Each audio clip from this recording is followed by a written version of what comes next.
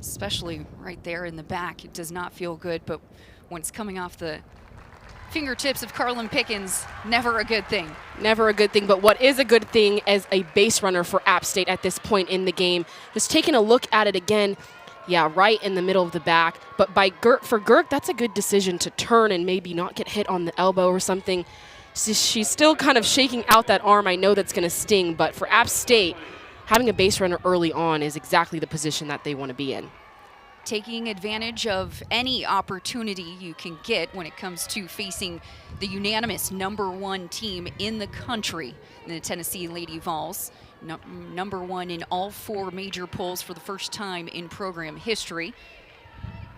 As the first pitch to Michaela McLean comes in as a ball. The hottest hitter for this Mountaineers lineup, McLean, hitting .426. Had a solo home run to lead off the game against Tennessee on Friday. Fouls one back, evens the count, 1-1. Both McLean and Girk, the first strike that they've seen, they've gone after it. And that's what you have to do when you're facing elite pitching, is you know early in the count is the best pitch you will see. So I like that they're attacking. Now it's a matter of can they be on time and hit the ball fair. McLean drills this deep towards left field. Say goodbye, Michaela McLean. A 2-run home run to give the Mountaineers the lead. Michaela McLean from pitch 1 to pitch 2 got that front foot down earlier and was absolutely on time for this ball. Coming in 70 miles per hour, it's hard in your first at bat to see it right and then put a perfect swing on it. But McLean, in both games against Tennessee, she gets a pitch over the plate and just lets Carlin Pickens' power do everything for her. But the best part of this is she stayed on the ball, and that ball got out of here quick, Jill. Got out of here in a hurry. Now Pickens will try to bounce back against Grace Barrett as she goes upstairs for ball 1. McLean had the solo home run Friday to give App State the quick 1-0 lead to start the game, quickly setting the tone, and once again able to do it here second time around. Ball 2 to Barrett. If you're Carlin Pickens right now, what's going through your mind? I mean, she has a veteran mentality, so this probably isn't going to phase her, but at this point, she has no out, so she's going to go right at Barrett, and she's just trying to get a ground ball for her team, even a pop-up, just to secure the first out of the inning. Little check swing for Barrett, strike 1. Pickens, the senior, the ace for the Tennessee Lady Vols. Grounder over to short. Fa gets the out at 1. One thing that Karen Weekly always mentions with her pitching staff is if you give up a walk, if you give up a home run, the next batter you need to get an out, and that's what Carlin Pickens did on this pitch. Just rolls a ground ball to Fall, and Fall's so smooth at shortstop. She makes every play look really easy. That will bring up the 4-hole hitter, Taylor Schaefer, for the Mountaineers. Fouls the first pitch back. Schaefer, one of several freshmen in the lineup for the Mountaineers, a young team for App State, but with some leadership scattered throughout. Head coach Whitney Jones really excited about this team as they try to make their first appearance in the NCAA tournament in program history.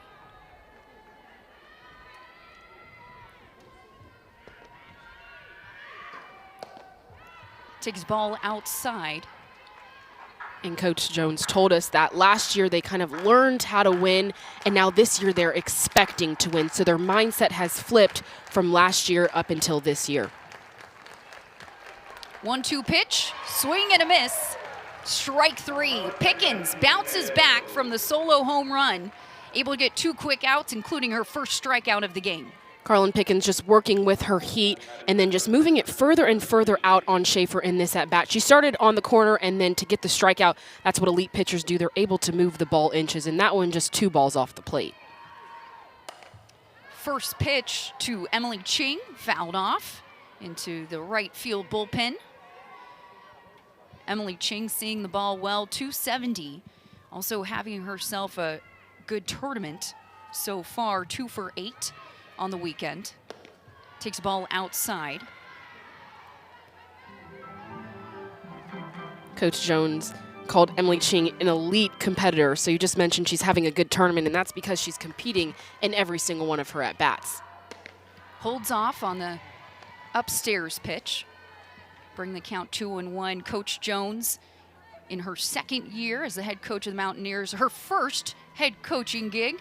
She said it was meant to be. She knew right away that this was the program she wanted to be the head coach of. They also have a brand new stadium. Last year was the first year App State broke in the new stadium, new facility this year. A lot of excitement surrounding this Mountaineers program.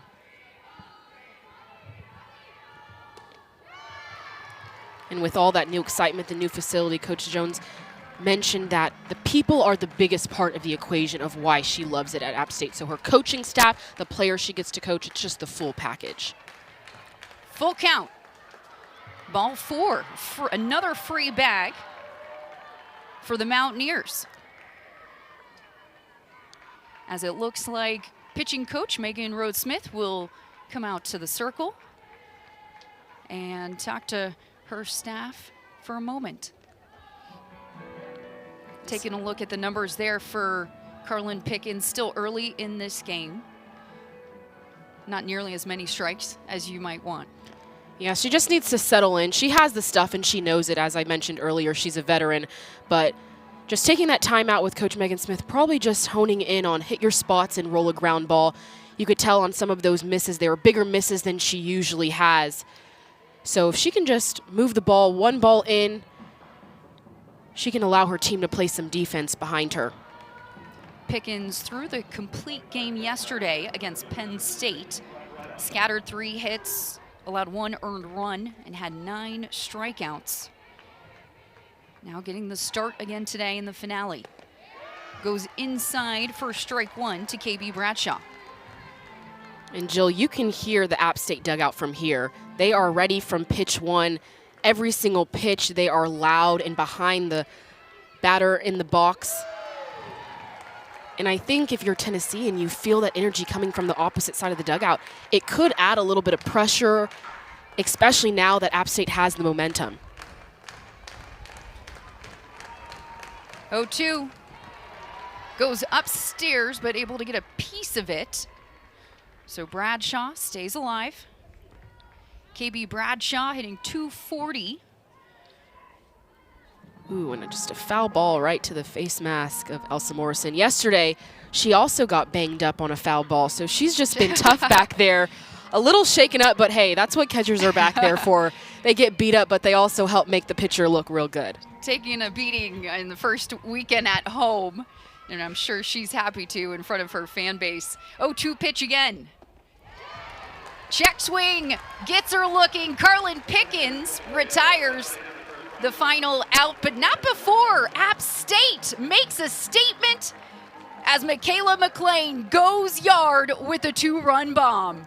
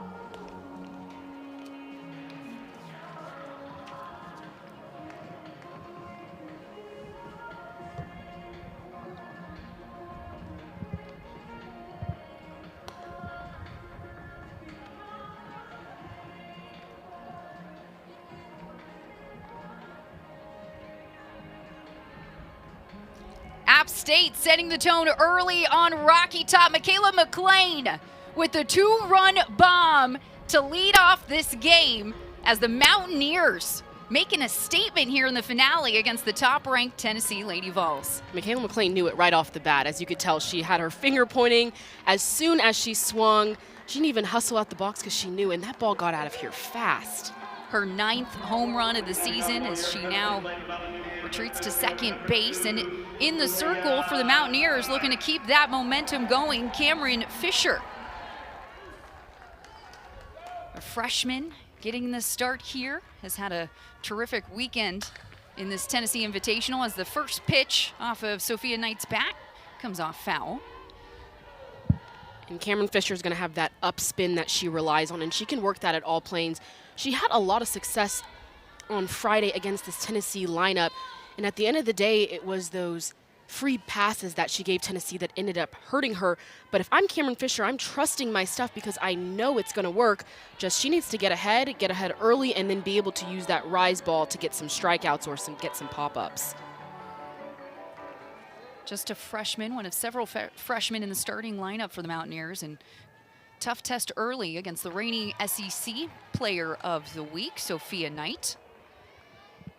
Sophia Knight has been lights out since she transferred over to Rocky Top from Boise State, hitting a team high 534 this weekend.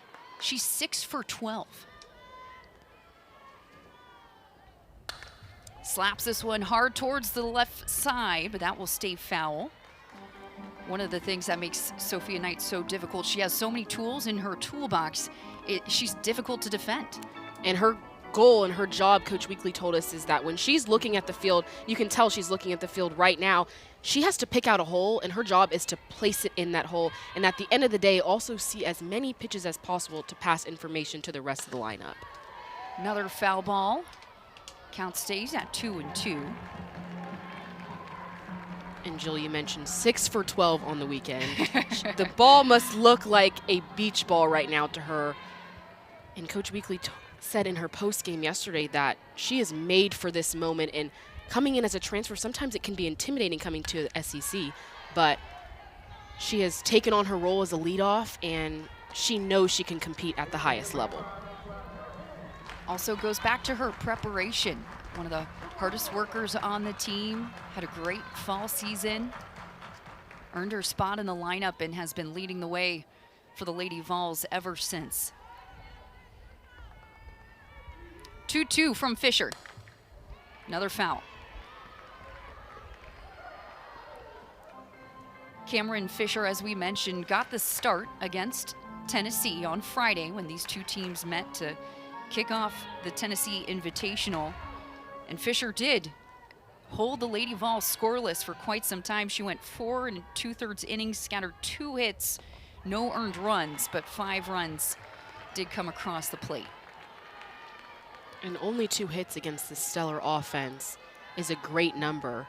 It just fell on those free passes, hit by pitch, and walks later in the game.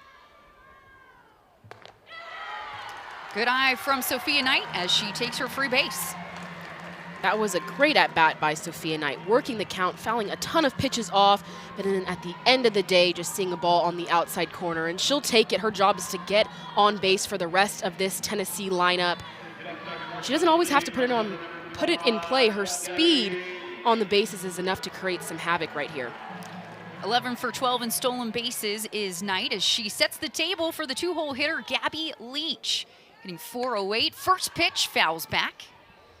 Leach is another Tennessee offensive weapon that has a lot of tools in her toolbox, whether it's standing in, slapping. She knows her role as that 2-hole hitter. She's got to move that runner over. She's got to get Knight to second base is the best way possible. A quick little bunt towards short. Barrett, not in time. And Jill, you just mentioned that she can stand in and swing, and then she can slap. And from one pitch to the other, she changes it up on this App State defense. She saw Barrett a little farther back, playing over closer to second, and then just gives it a little soft slap, hustling down the line, and there's no chance as well for Sophia Knight at second. So already this Tennessee lineup just being versatile and using situational hitting to get something started. Tennessee head coach Karen Weekly said that situational hitting is something that they still want to continue to improve as they inch closer towards SEC play. Great example there. Not only did Knight take advantage with the walk, but then her partner, Gabby Leach, able to move her over. So now 2 runners on as the 3-hole hitter, Ella Dodge, comes to the plate. Dodge hitting .372, a lot of power, came up with the grand slam Friday night to help get the win over Penn State, number 23 Penn State for Tennessee.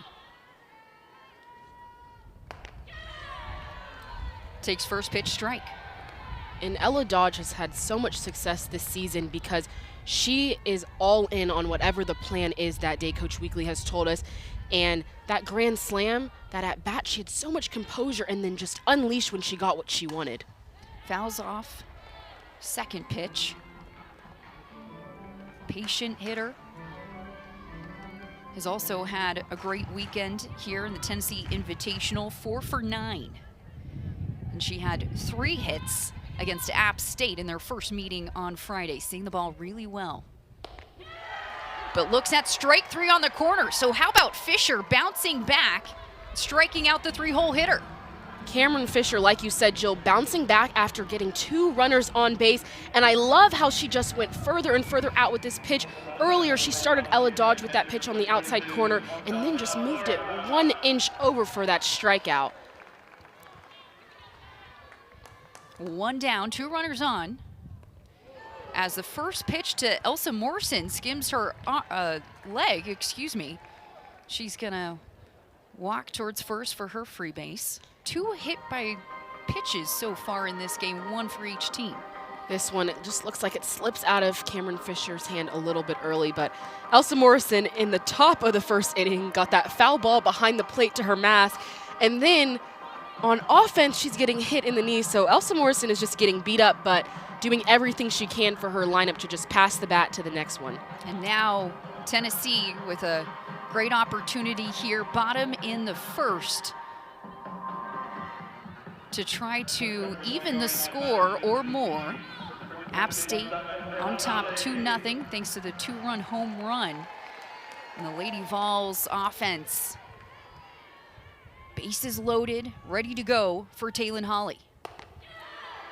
First pitch takes a strike.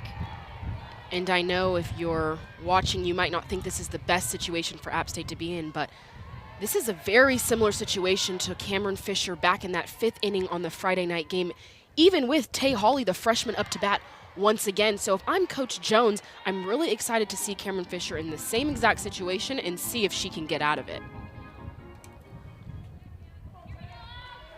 Hawley coming into today hitting .303, another hot hitter for the Lady Vols. Big hack for strike 2. And I just mentioned this being the same exact situation, but Cameron Fisher already looks a little bit different. In that Friday night game, she walked Tay Hawley, but this time she's getting ahead of the count, which puts her in a much better position. Low and outside to even the count. Hawley with 4 extra base hits this season, including 2 home runs. Trying to push across a run here for Tennessee. Big cut on the changeup, but it's a swing and a miss. Fisher sits down Hawley for her 2nd strikeout of the game. Fisher is stepping up in this big moment, working on that outer half to these lefties, and she's just moving it inches off the plate. She's getting ahead early with a ball that is on the white and then slowly moving it closer to the other batter's box. Really impressive stuff from her and a lot different from that Friday night game. 2 outs now for Fisher and the Mountaineers defense as the first pitch to Alana Leach comes in as a ball. Strike.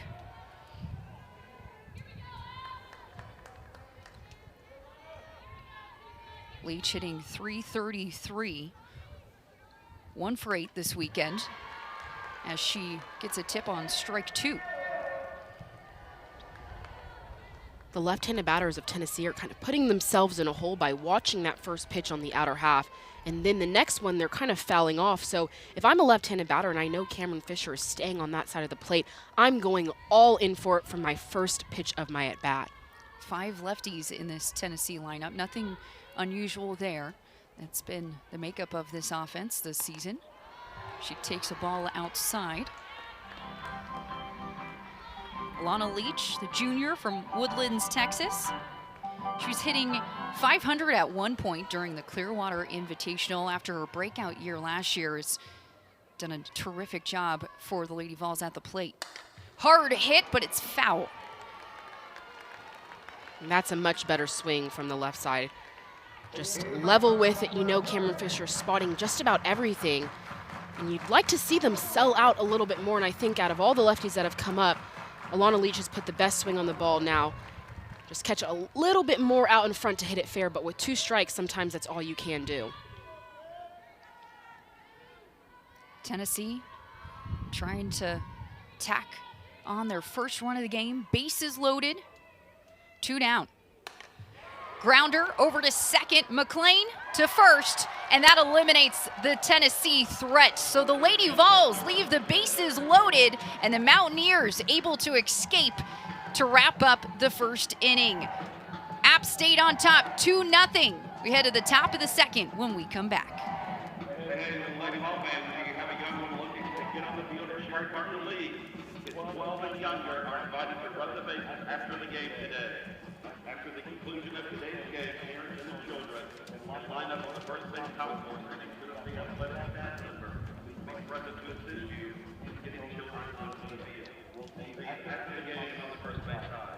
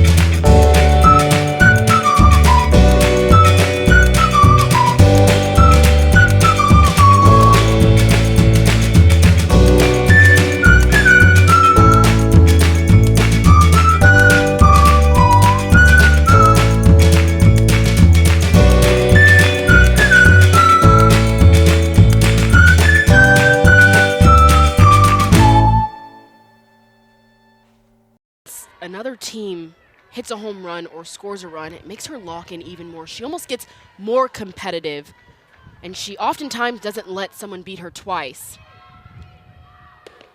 She gets better throughout the game as well, so McLean is probably not going to see that pitch again, and App State did a great job of jumping on the first pitch that they see, but that's understanding that Carlin Pickens brings something different every single at-bat. High and inside for ball 4. So the free bag for Madison Fletcher. That will bring up the 8-hole hitter, Marty Henkel. And Carlin Pickens just struggling to find the zone. Seems to be she's overthrowing just a little bit right now. We've mentioned it, she has the stuff, and obviously because she was the reigning 2-time SEC Pitcher of the Year. But just knowing she has her defense behind her, she doesn't have to strike everyone out, just let her defense play. Coach Weekly has talked extensively how much she's grown, not only as a player, but also as a leader. Not necessarily going to be the loudest one on the field, but she loves to show her emotion in the game, and something that really she has grown into and has enjoyed more and more throughout her career. Squares around, throws to show bunt, but pulls back.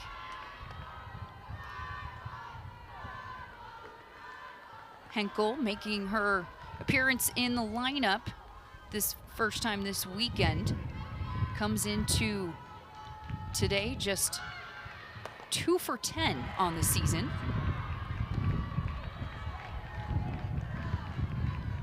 Coach Jones trying to switch up the lineup. And it worked for them, especially putting Julia Girk in front of Michaela McLean. That allows Michaela McLean, that long ball hitter, to get a few more RBIs. Doesn't like that one. That will bring the count 3-0 now. And this is a great job by Henkel to pull back. It's coming in 70+ miles per hour. So it's hard enough as is. But then a free pass can be even better than a sac bunt. This time she takes a strike. So Pickens trying to work her way back in the count.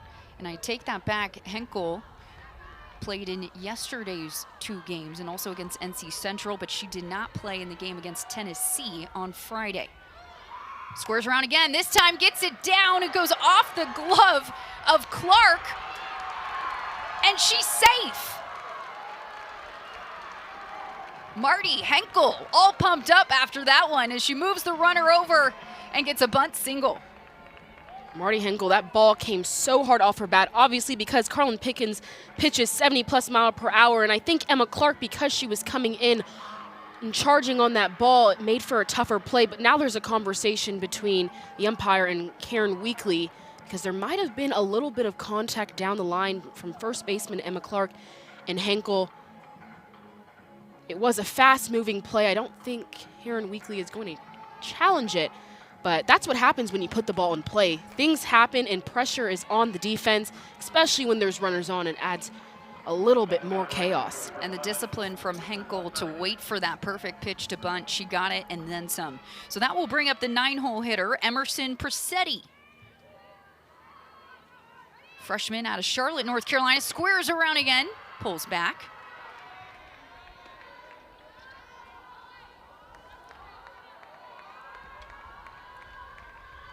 Presetti got a hit yesterday in their game against Penn State. 1 for 5 on the weekend. Did not play against Tennessee on Friday. As head coach Karen Weekly just wants to talk to her infield real quick. And right now she's probably telling them just secure an out. And Carlin Pickens, if this App State team is giving themselves up showing bunt, you can even sometimes throw it right down the middle. You just want an out right now in this situation with runners on first and second. But then when they do put it in play, defense got to make that out.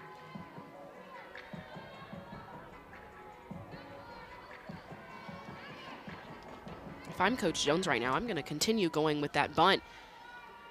The small ball game certainly working with no outs, 2 runners on. 1-0 pitch, squares around again, pulls back, but takes a strike to even the count 1-1. Presetti hitting .333. One of 3 freshmen in the lineup today for the Mountaineers.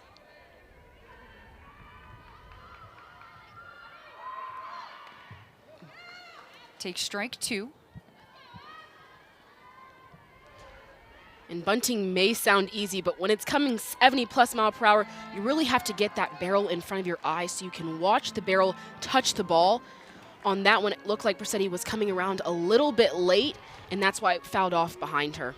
Last thing you want to do is pop up that bunt, especially with 2 runners on. She decides to stand in, takes a ball high, bring it 2-2 now. So now with 2 strikes on Presetti, looks like the approach may change here.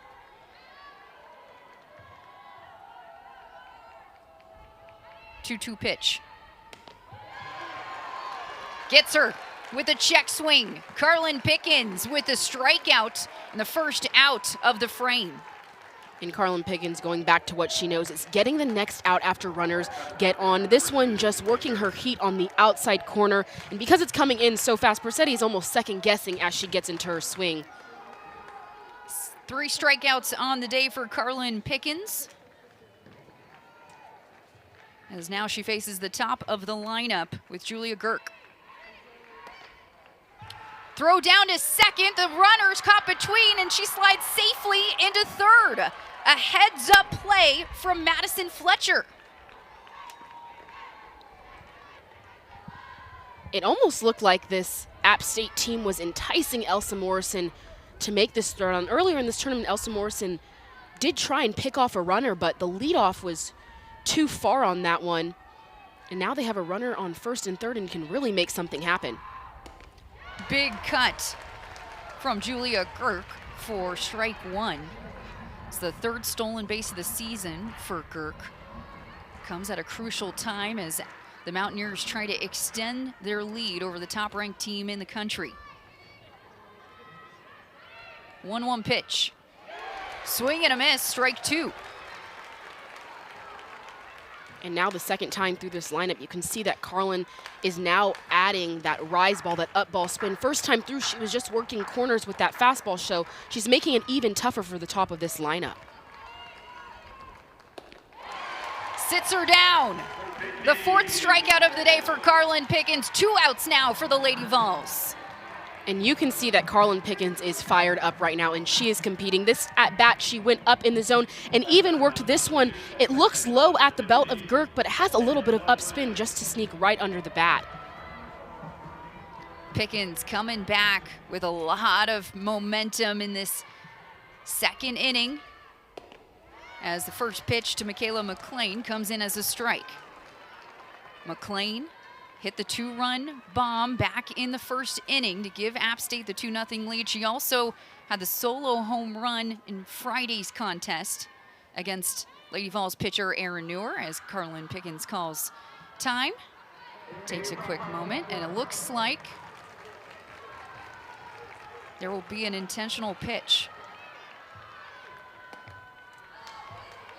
And when Michaela McLean has hit 2 home runs against this Tennessee team this weekend, this is the right decision when you have a free base open. She's clearly seeing the ball well, but you could kind of see in Carlin Pickens when she saw catcher Elsa Morrison stand up that did it seem like she wanted to intentionally walk her. It almost seemed like she wanted to go right at her, and she's an elite competitor, so no doubt about it, she probably did. I wouldn't be surprised if Carlin Pickens did not love the idea of the intentional walk. She does not do it. We do not see Pickens intentionally walk very many batters. But if you do, for one hitter, it would be Michaela McLean. So now bases loaded here for the Mountaineers. 2 outs, and the 3-hole hitter, Grace Barrett, comes to the plate. And if you're Grace Barrett right now, you know that Carlin Pickens has to give you a strike over the plate, and she wants to get ahead. First pitch pops up towards left field. Calling for it is Leach, and she makes the grab. So back-to-back innings where bases are loaded and 3 runners are left on. Tennessee able to escape the threat, but they still trail 2-0. Lady Vols looking to get the bats going next, bottom of 2nd.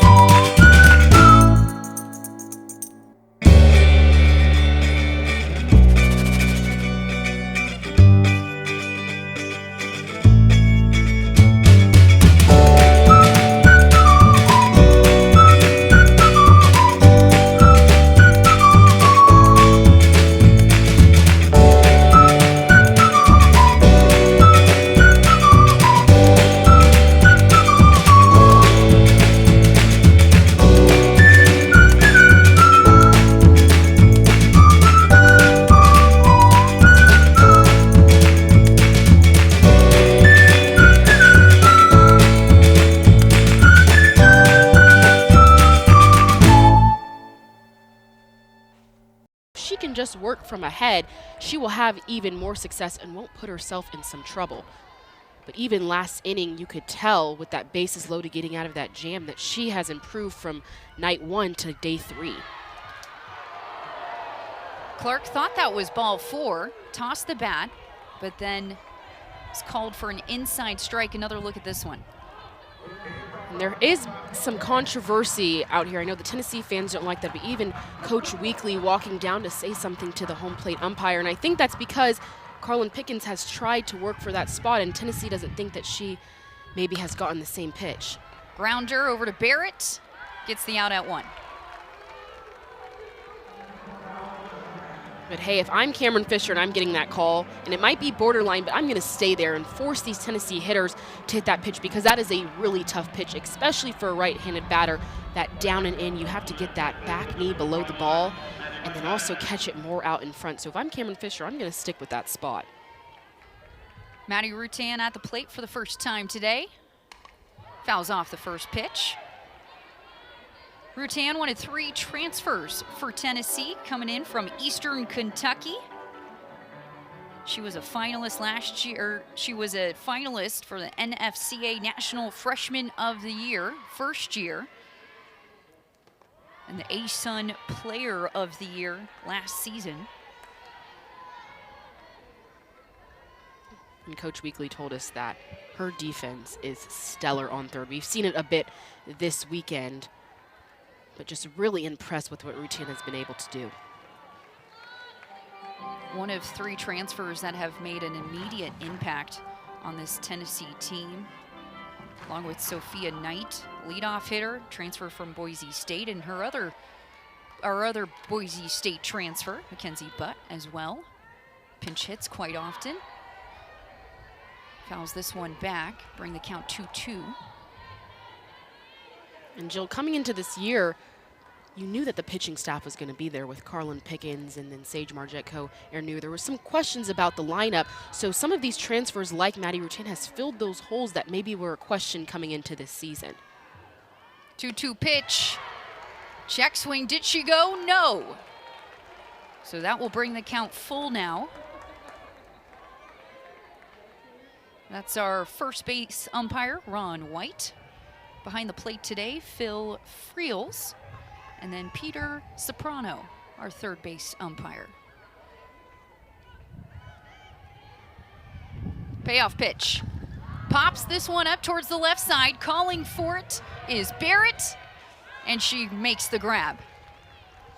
That's a nice grab by Barrett. At this time of the day, the sun, especially for that left side of the field, is really difficult to gauge. And I know there's a bit of overcast, but still it can peek through those clouds. So Barrett just keeping her glove up the entire time until the ball came down to where it was more visible for her. That was something I'm sure you had to practice a lot when you were playing here on Rocky Top. I had my fair share of sunballs, so on a day where it's a bit overcast, that's the perfect softball weather. First pitch to Bella Faw comes in as a strike. Faw, the junior from Sugar Hill, Georgia.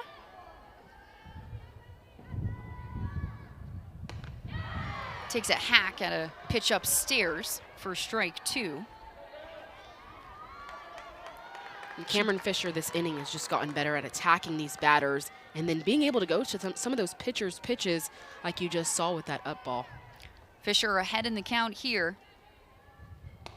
Goes inside. That will be a ball. Faw 0 for 2 on the weekend.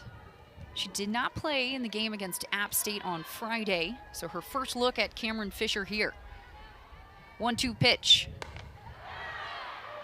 Ball 2. And these misses are much better misses from Cameron Fisher.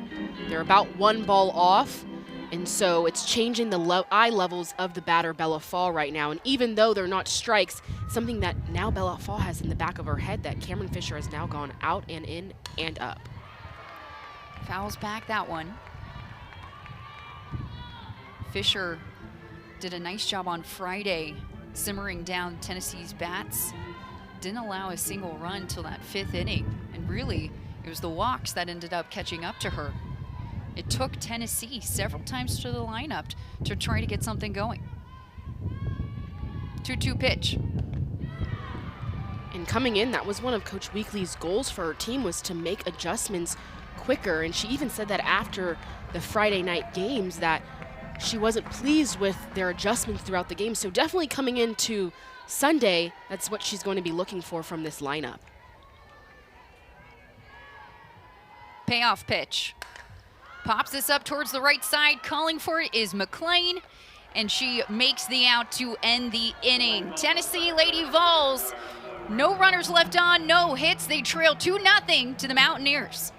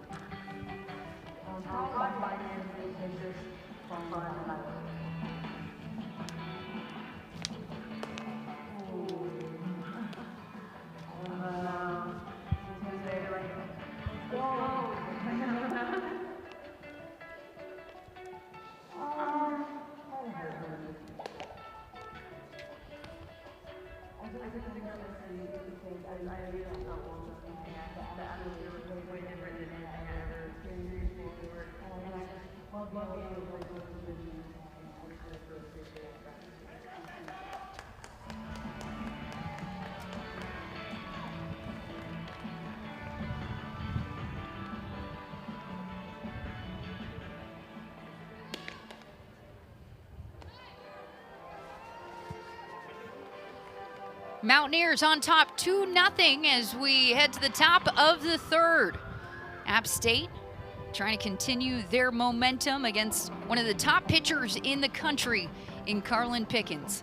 Pickens giving up her first home run of this season, the top beginning of this game, and has settled in nicely since, scattered just 2 hits and also picked up 4 Ks.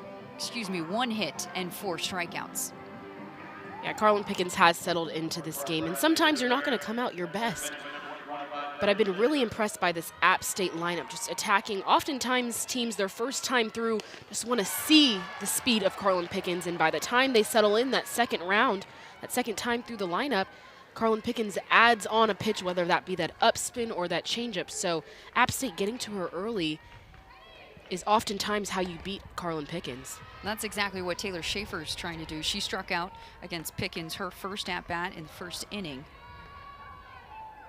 Now a 1-1 count to Schaefer.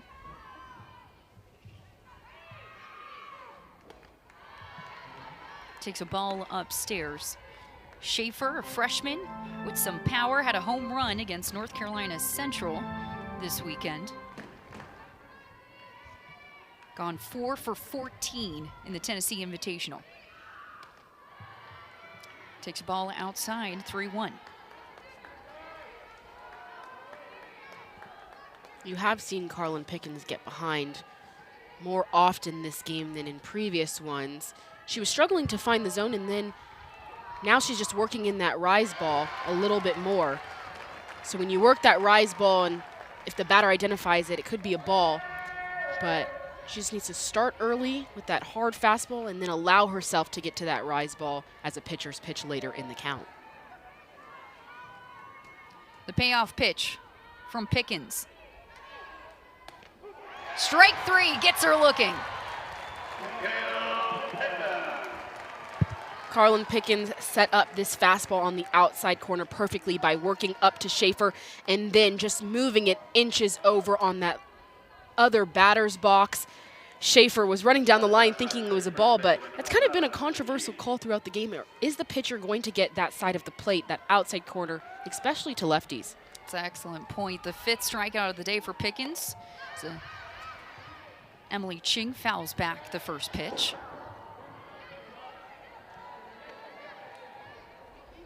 After that first inning, Pickens is really settled in. She had the hit by pitch, hit the leadoff hitter, right? Gave up the 2-run home run. Also had a walk in the first 2 innings, but is now settled in, 5 strikeouts.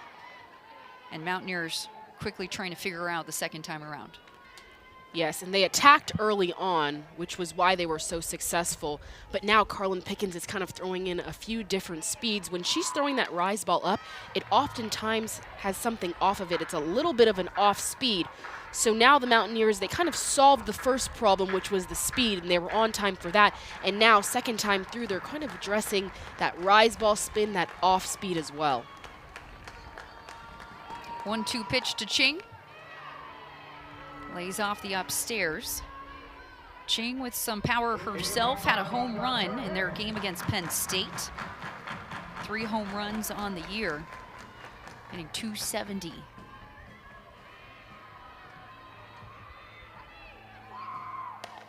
Ching pops this up. Calling for it is Clark and makes the putout. And then Ching, that entire at-bat, was trying to hold off that rise ball, but ultimately Carlin Pickens just moving it right at her letters, enticing her to swing on it, and then with the spin of that up ball, just made for a pretty high pop-up for Emma Clark there at first base. KB Bradshaw struck out her last at-bat against Pickens. Takes ball 1. Going into the weekend, Bradshaw just 21 hits, 20 runs away from career 200 for her.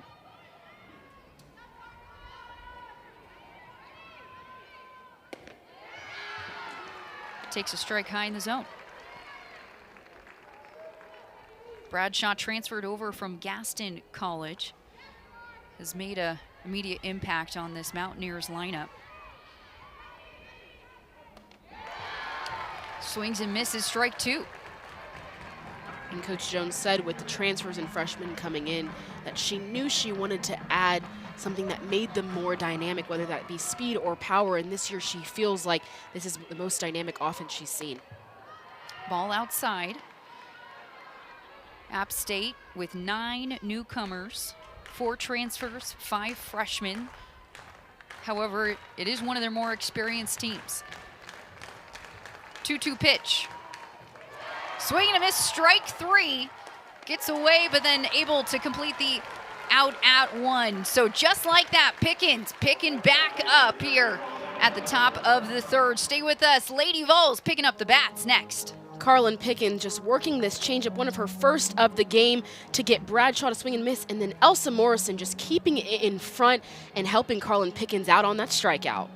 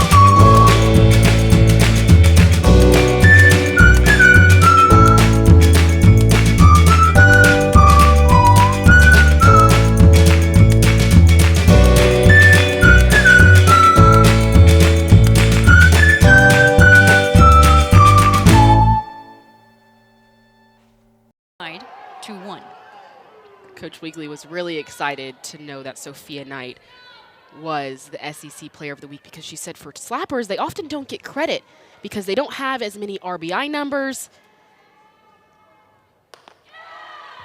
And so she was really thrilled to hear that she was recognized for the weekend that she had. Got to give the slappers credit, the small ball, right? And, well, let's also be honest. When you go 11 for 13 like Sophia Knight did last weekend, yeah, that's pretty deserving of the honor as well. 2-2 pitch. Hard hit through the 5-6 hole. Base hit, Sophia Knight. Sophia Knight has just been so impressive going from pitch to pitch, slapping and power swinging. This swing was even more impressive. It's at the top of the zone at her letters. She is able to stay level with it, and then it was more on the inside corner, and she inside out that swing, that ball to left field. So once again, Sophia Knight on base, turning the lineup to Gabby Leach, the second batter.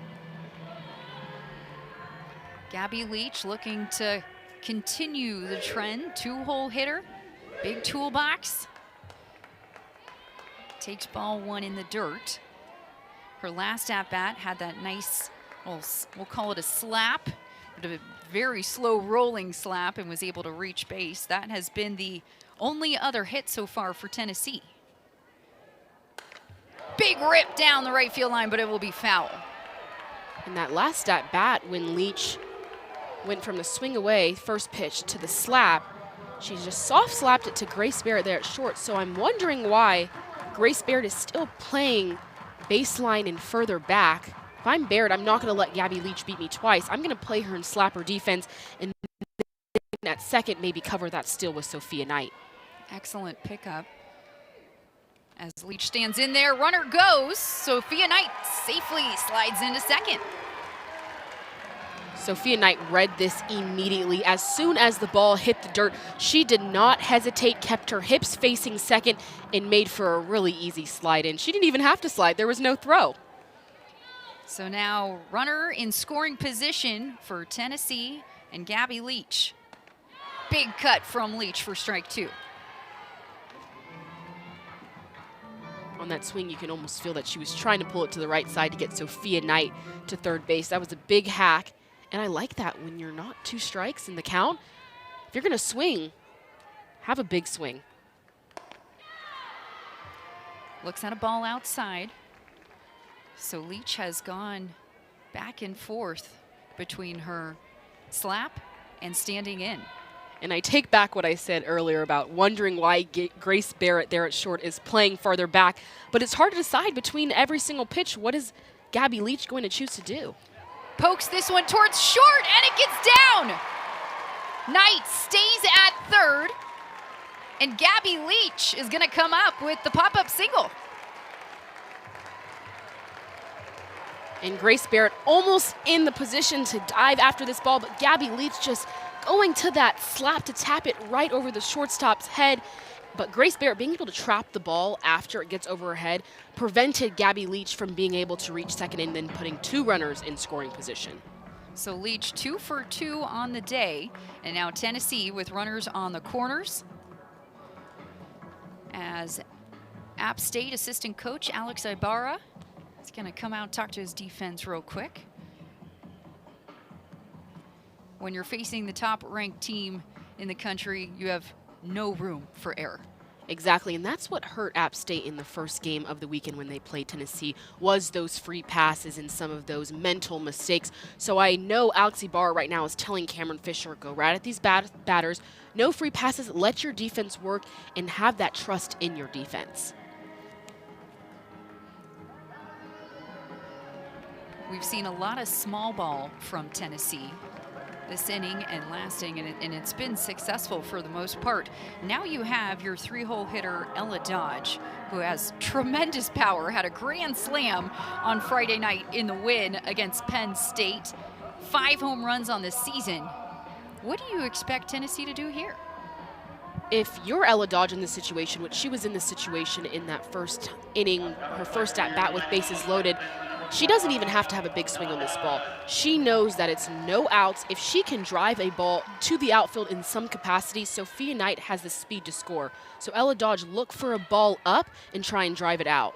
The throw down to second. It's cut off by McLean. Runners are safe. So now an extra 60 feet for Gabby Leach. 2 runners in scoring position for the Lady Vols. Another look at this one. The fake bunt pull back and get the catcher to bite. Worked flawlessly for Tennessee.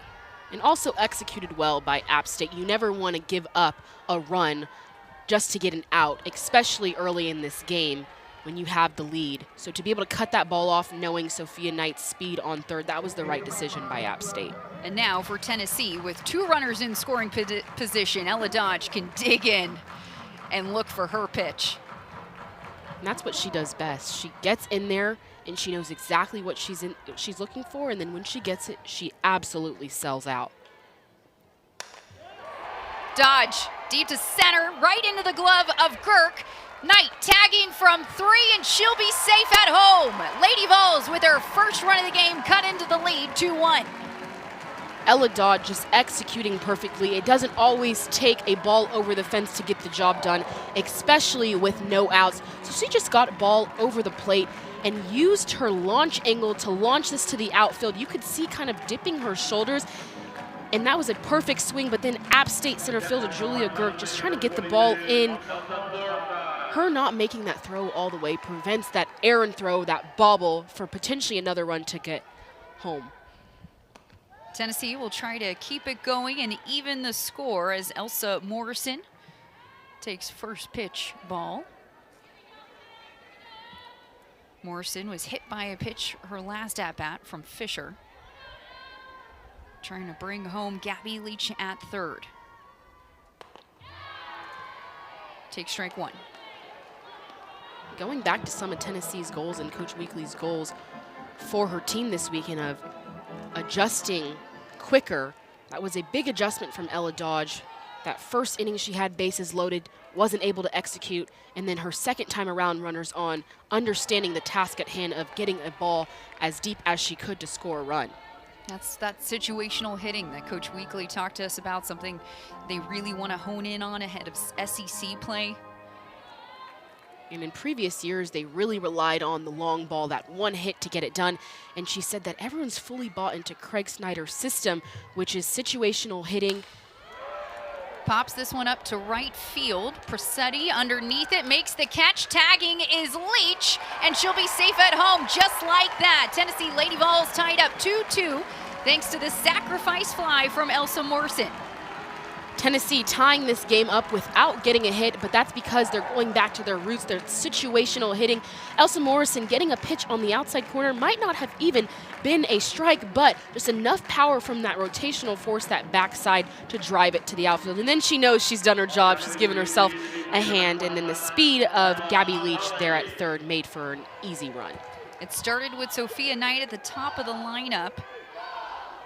Was able to get on and set the tone as Taylon Hawley pulls back, takes strike 1. Leach able to hit her over and reach base as well with her second hit, and then back-to-back sacrifice flies from Dodge and Morrison. The situational hitting Coach Weekly always talks about. Upstairs for ball 1, evens the count 1-1. And I think if you're Cameron Fisher, those 2 runs scored without giving up a hit, you still got these Tennessee hitters to pop up. Yes, Sophia Knight started off and Gabby Leach with those hits, but the 3-4 hitters where you expect that power, they didn't hit it. Shot to left field. It goes off the glove of Bradshaw. Still rounding the bases. Hawley goes for 3, slides in safely.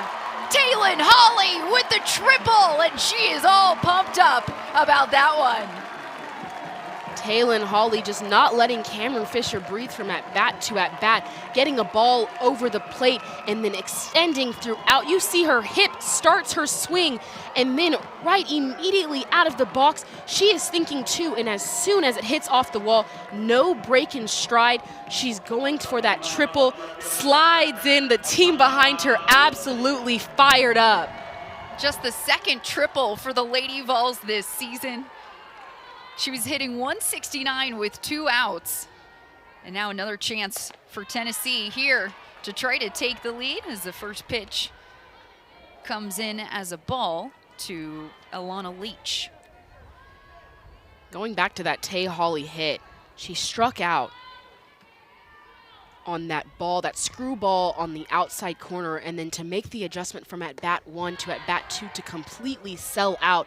And especially as a freshman, I know Kieran Weekly likes to see that adjustment being made. Leach hitting .250 with 2 outs, .222 with runners in scoring position. Takes a hack at an outside ball for strike 2.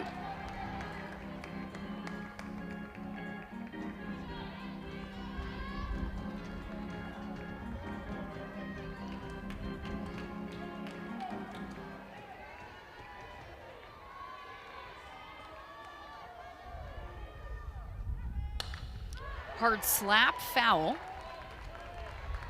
Leach, just like her sister Gabby Leach, can also mix in that slap. It's a great tool to go to, especially you saw her kind of struggle behind that ball on the outside corner. And sometimes slapping allows you to get a different look, so able to get to that outside pitch when she started to move her feet.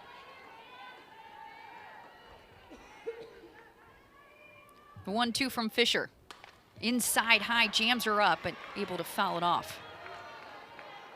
It's a tough pitch to try to get your bat around that high inside as you're moving your feet. Exactly, and the fact that she hadn't seen that pitch throughout her first 2 at-bats in that game, Cameron Fisher has kind of honed in on the outside corner.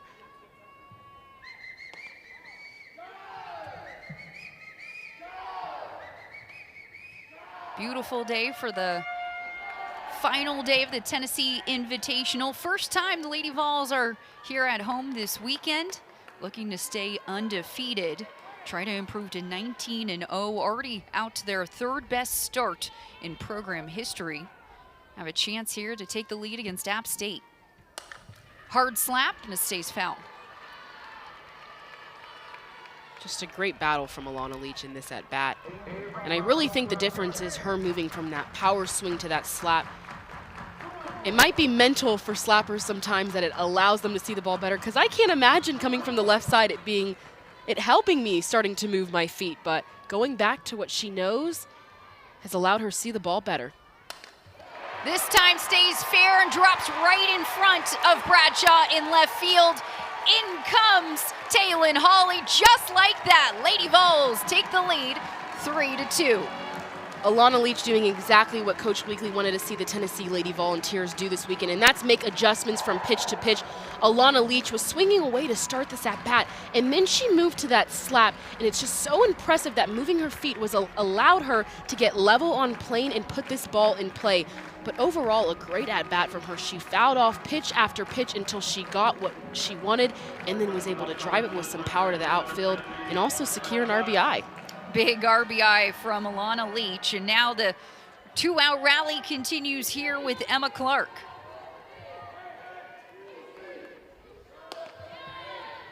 Clark takes strike 1. Grounded out to shortstop her last at-bat. Clark, one of several Lady Vols that had hitting streaks coming into the weekend. She had a 15-game reached base streak. It was just snapped on Friday. She takes the ball upstairs. This is a potent Lady Vols offense. Just when you think you get to the bottom of the lineup or through the top, man, just one hitter after another, seeing the ball so well, hitting. And Alana Leach just with some heads-up base running right there. Cameron Fisher struggling a little bit in this inning, trying to go to that changeup. As soon as she sees that ball down, though, she is taking off. A nice stop by Marty Hinkle behind the plate to keep it in front, because if it gets away and Alana Leach already has that jump, she might even try and round the base to go to third. Fouls off this one, makes it 2-2, evens the count. So now another runner in scoring position for the Lady Vols.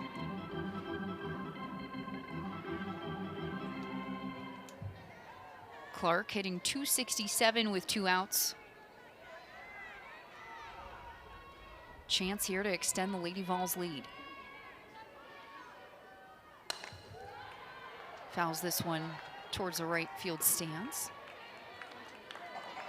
Coach Weekly told us coming into this weekend that sometimes with Emma Clark's swing, you can see when she's all in just based off her bat speed. And I think out of this weekend, this is one of her best at-bats. Fouling these pitches off, you can really see that she's going all in, and her bat speed seems like it's reaching another level.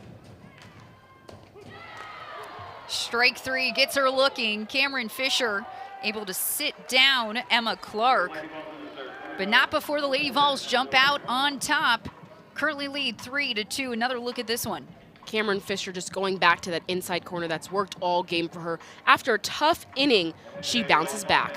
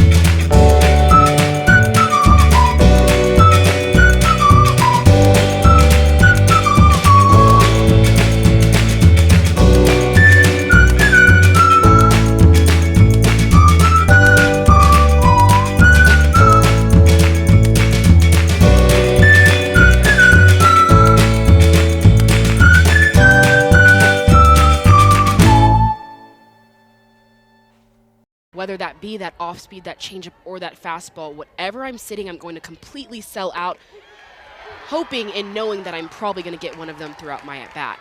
Gets her looking. Strike three. Make that 7 strikeouts on the day for Carlin Pickens. And this is why Carlin Pickens is so tough. She set up Fletcher with that fastball and then worked that off speed. And then right when Fletcher got that fastball over the heart of the plate again, it turned into a guessing game for her. Pickens, when she is dealing, she is so difficult to time up and square up, and that's certainly been the case today. First pitch, swing and a miss from Marty Henkel. Henkel able to bunt and reach base her last at-bat. A little bit of small ball from the Mountaineers. Takes a ball outside.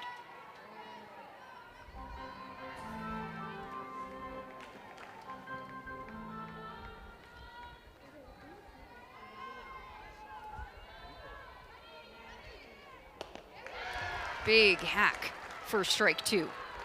And now because Carlin Pickens is working that changeup more, it almost feels like that fastball as a batter is even faster. So you were expecting 70 plus, you're worrying about the changeup, and now the fastball seems like it's 80 plus. Did she hold up? She did. Henkel thought about it, almost went for it, but not quite. And hey, sometimes as a batter when you're facing Carlin Pickens, you got to cheat with your hips, and your takes might be ugly sometimes, but it gets the job done. Low inside for ball 3. That fastball, you said 70 miles per hour. She has the fastest recorded pitch in the history of the game at 79.4 miles per hour. So when that thing's coming at you, it's hard to tell where it's going. Swing and a miss, strike 3, the 8th strikeout of the day for Carlin Pickens. It's safe to say Carlin Pickens has settled completely into this game. Everything seems to be working for her this inning, and she's going back to what she knows best, and that's spotting the ball with that 70-plus mile per hour pitch on the corner. But she's getting ahead, and then she's setting it up with that changeup this inning. Emerson Persutti takes strike 1, struck out looking her last at-bat against Pickens. And you're right, you're seeing Pickens get ahead in the count much more than that first inning, and it's made a huge difference. Strike 2.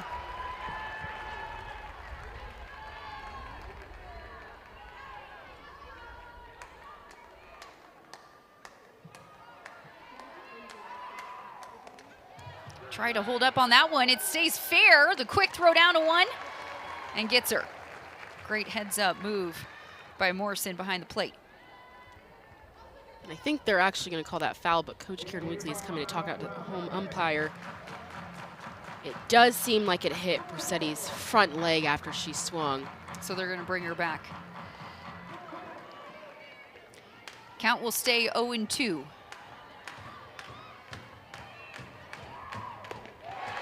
There it is. Pickens sits down the side. 3 straight strikeouts make that 9. Pickens all pumped up, having herself a day. Carlin Pickens really working the spots this inning, and she's fired up going into the next inning.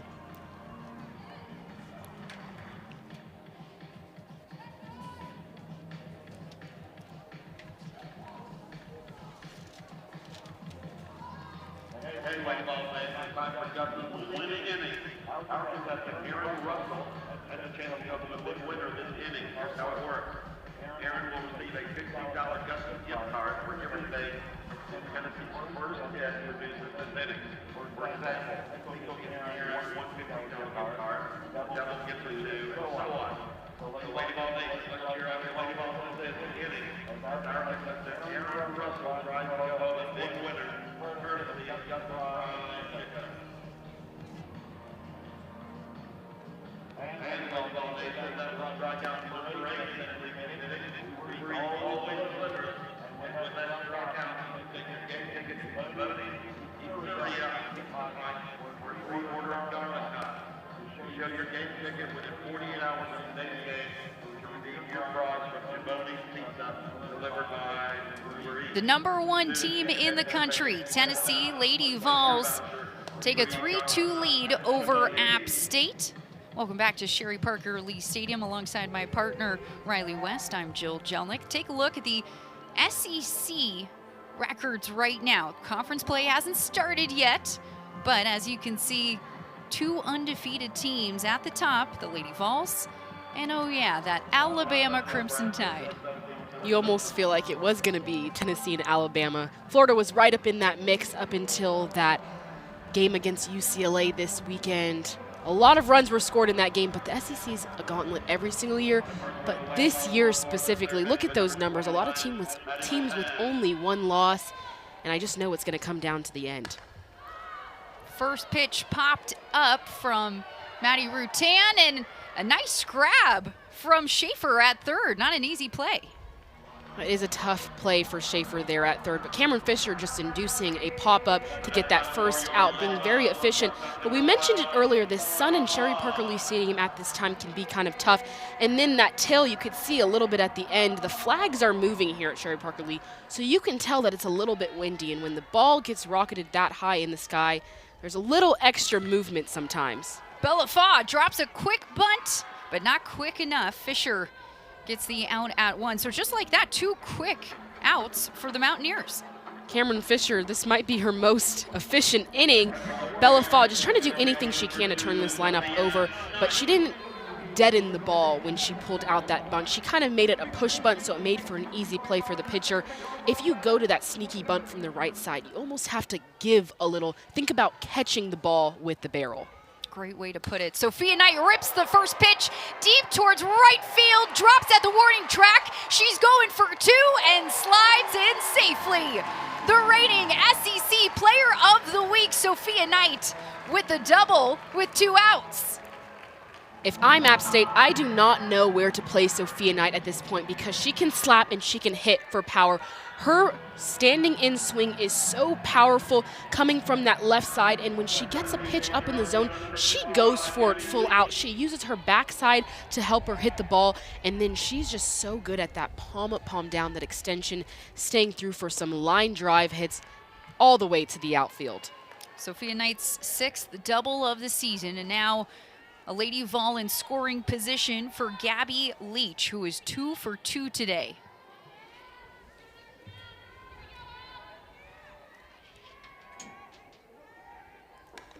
Fouls back, strike 1. Leach hits .429 with 2 outs, .364 with runners in scoring position. This is exactly who you want up at the plate in this moment. And she's able to do it in multiple ways. She's able to move her feet, slap, and also once she reads the defense, sometimes she stands in for that big blast.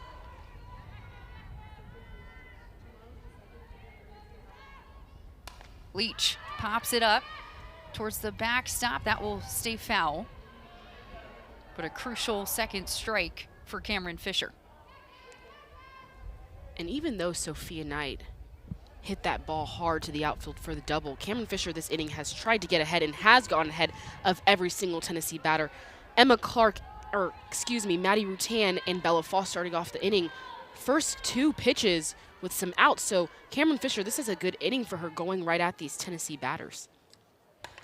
Leach pops this up, calling for it to Schaefer. She'll make the easy out to end the inning. So 1 runner left on. Lady Vols still on top, 3-2 as we head to the top of the 5th.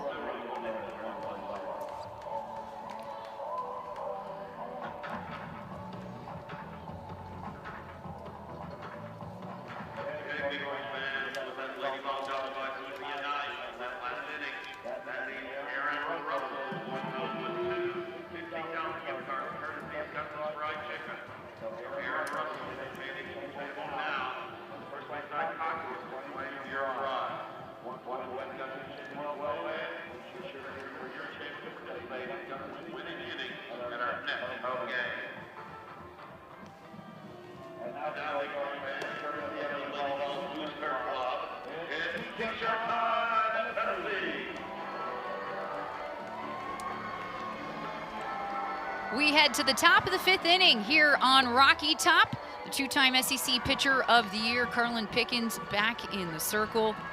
All-American, named to the top 50 players to watch list, not surprisingly, ahead of the season. Throws the hardest pitch in all of softball, 79.4 miles per hour. And she is a player that has grown tremendously from year 1 to now her senior year in multiple ways. And Jill, I played with her during her freshman year, so I got to see the Carlin Pickens inter-college. A little bit wild, still had that speed, but Coach Weekly told us that she is an incredible learner, and throughout her career, she takes what pitching coach Megan Smith says and she applies it, and it's not easy to do after your mechanics are kind of set in stone when you get to college, and to be able to learn and grow at her age is why she's one of the best in the game. Coach Weekly even admitted that there were some college coaches that didn't want to touch her in high school because she was wild. She could throw hard, but she was all over the place. And Coach Weekly said, I see so much potential. Had brought her over to Rocky Top, and from freshman year, really honed in on a lot of things, worked on that consistency, and has clearly blossomed into one of the top pitchers in the country. First pitch to Julia Girk comes in low for a ball. One of the things that Coach Weekly also said that she's changed or grown in is her celebration. When she was younger in her career, it wasn't easy for her to celebrate. And she said that oftentimes happens when you come from a small town. You don't want to shine too big. And so now she's at this level, and some of these elite hitters that she's facing, celebrate those wins in those big moments.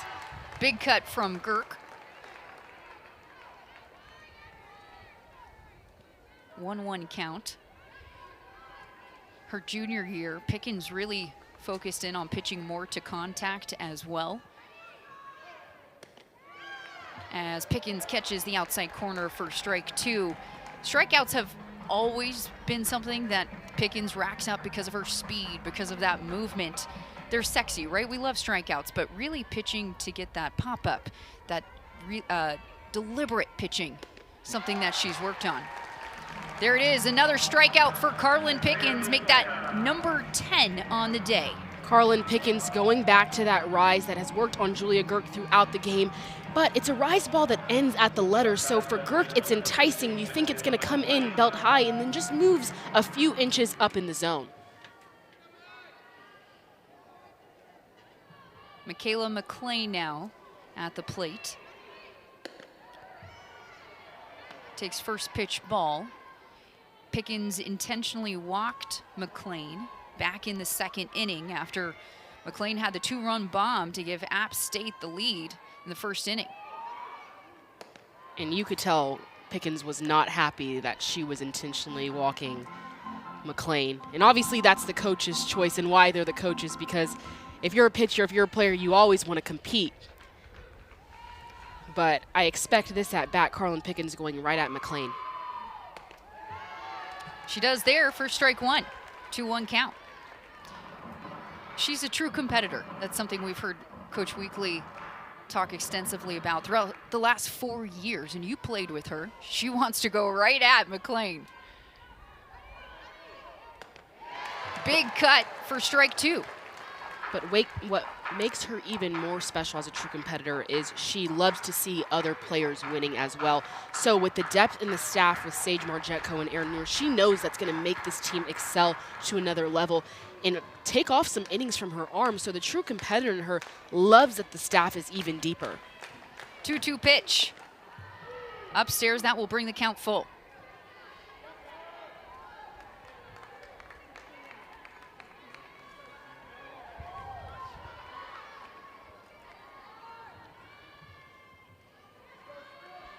Payoff pitch from Pickens. Sits her down. Carlin Pickens with her 11th strikeout of the day. Carlin Pickens just being the ultimate competitor. Michaela McLean got the best of her in that first inning with that home run, but this time Carlin Pickens went right at her with that hard and fast. Even worked it up a little bit in that count, but you can really see Carlin Pickens is turning it up a notch. Now we'll face the 3-hole hitter, Grace Barrett. There's a strike to start the at-bat. The 12th first pitch strike of the day for Pickens. Big cut from Barrett.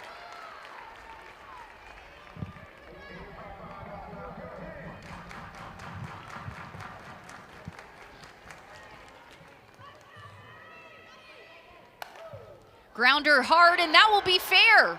Right past the glove of Rutan.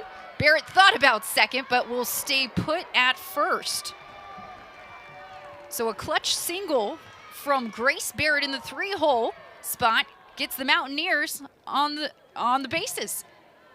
And that swing by Grace Barrett, she didn't do too much, and that probably wasn't even a strike, but when it's a ball down in the zone and you get your back knee a little bit below the ball, that makes all the difference.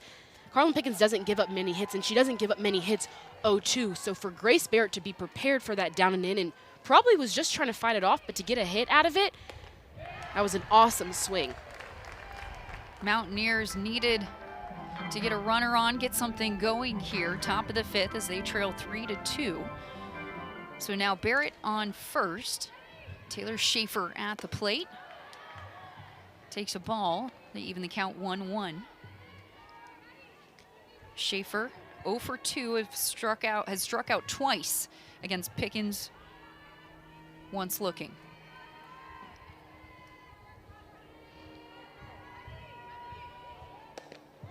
Holds up on that one, but it will be a strike. And Coach Jones told us coming in that Schaefer, for a freshman, is so level-headed and loves softball, so I just know this battle between her and Carlin Pickens today is something that she has enjoyed. Schaefer, just a freshman, one of 3 freshmen in the starting lineup for App State. Looks at strike 3. Pickens picking her moment. Strikeout number 12 on the day.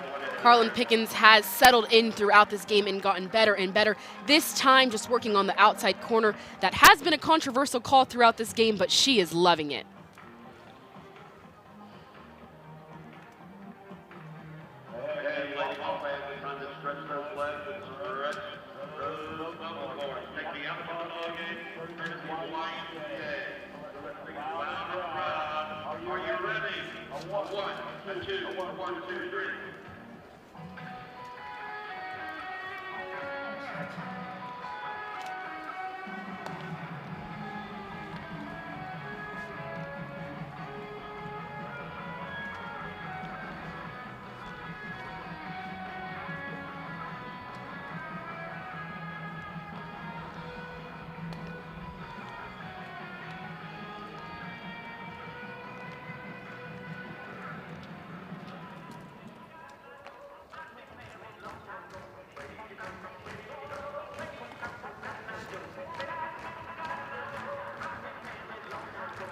We head to the bottom of the 5th. The top-ranked Tennessee Lady Vols currently lead 3-2 over the App State Mountaineers. Cameron Fisher back in the circle.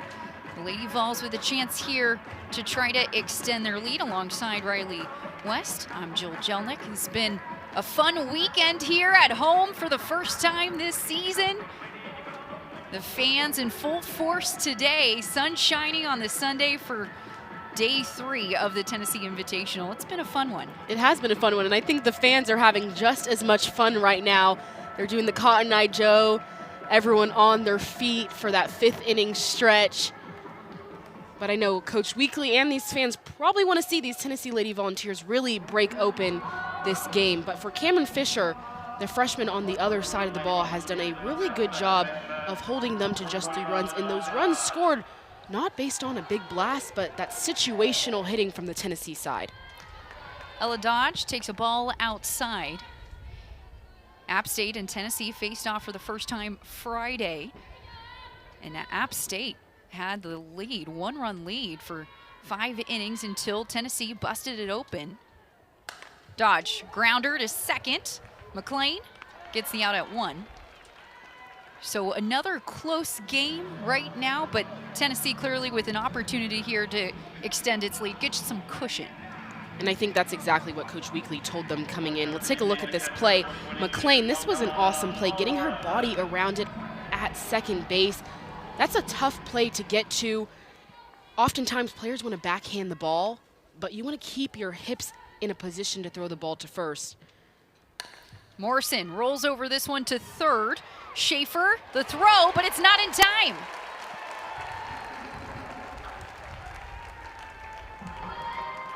Elsa Morrison just has some good speed coming out the box, but for third baseman Schaefer, she's already playing behind the bag, and then she doesn't judge the ball well, so she takes a step back, allows the ball to play her.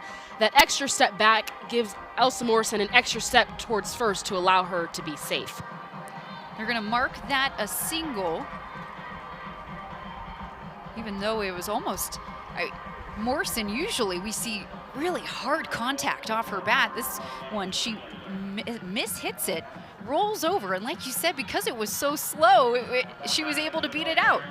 Exactly. She usually keeps her hands really inside the ball and allows her to get that barrel, but kudos to Cameron Fisher getting ahead, giving Elsa Morrison a pitch that she wanted to go after, but spotting it well enough where it fooled Elsa Morrison and allowed her to roll over. Zoe Schuler, the pinch runner at first for Morrison, and now Taylin Holly here, the 1-0 count.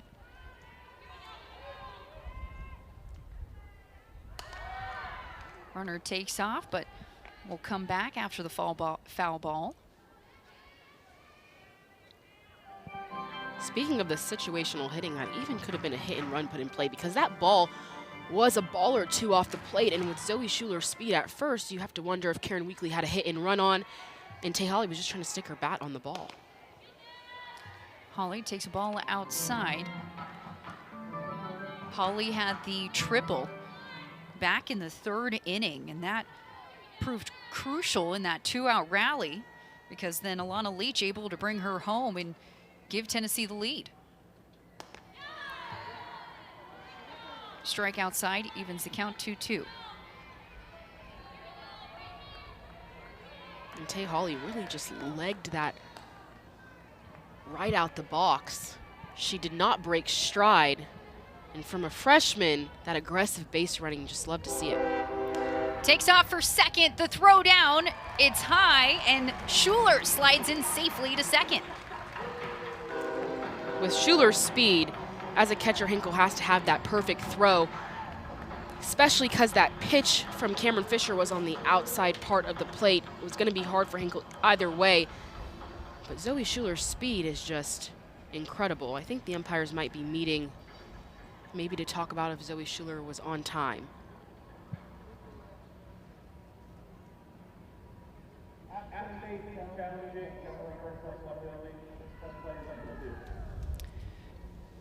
So that will be the second out now.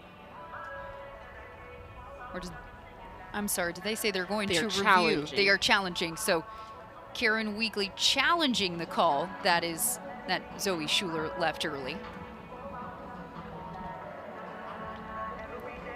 Based on how easy Zoe Schuler got in to second base, you have to wonder if she was early. But yes, Coach Jones for App State might have had someone in the dugout looking for Zoe Schuler, so then she's able to challenge that call. Schuler 1 for 1 in stolen bases this year. Hoping to get a Hawkeye view. Here's another look at this one, Riley. Have it side by side. So just seeing when Zoe Schuler's left foot comes off the bag, if Cameron Fisher's still holding on to the ball. And yep, right there, it looks like Zoe Schuler did leave early. So for Coach Jones, that's a smart call, especially in this point of the game, to eliminate a base runner if it goes the way that we've seen it on camera. Great work from our camera.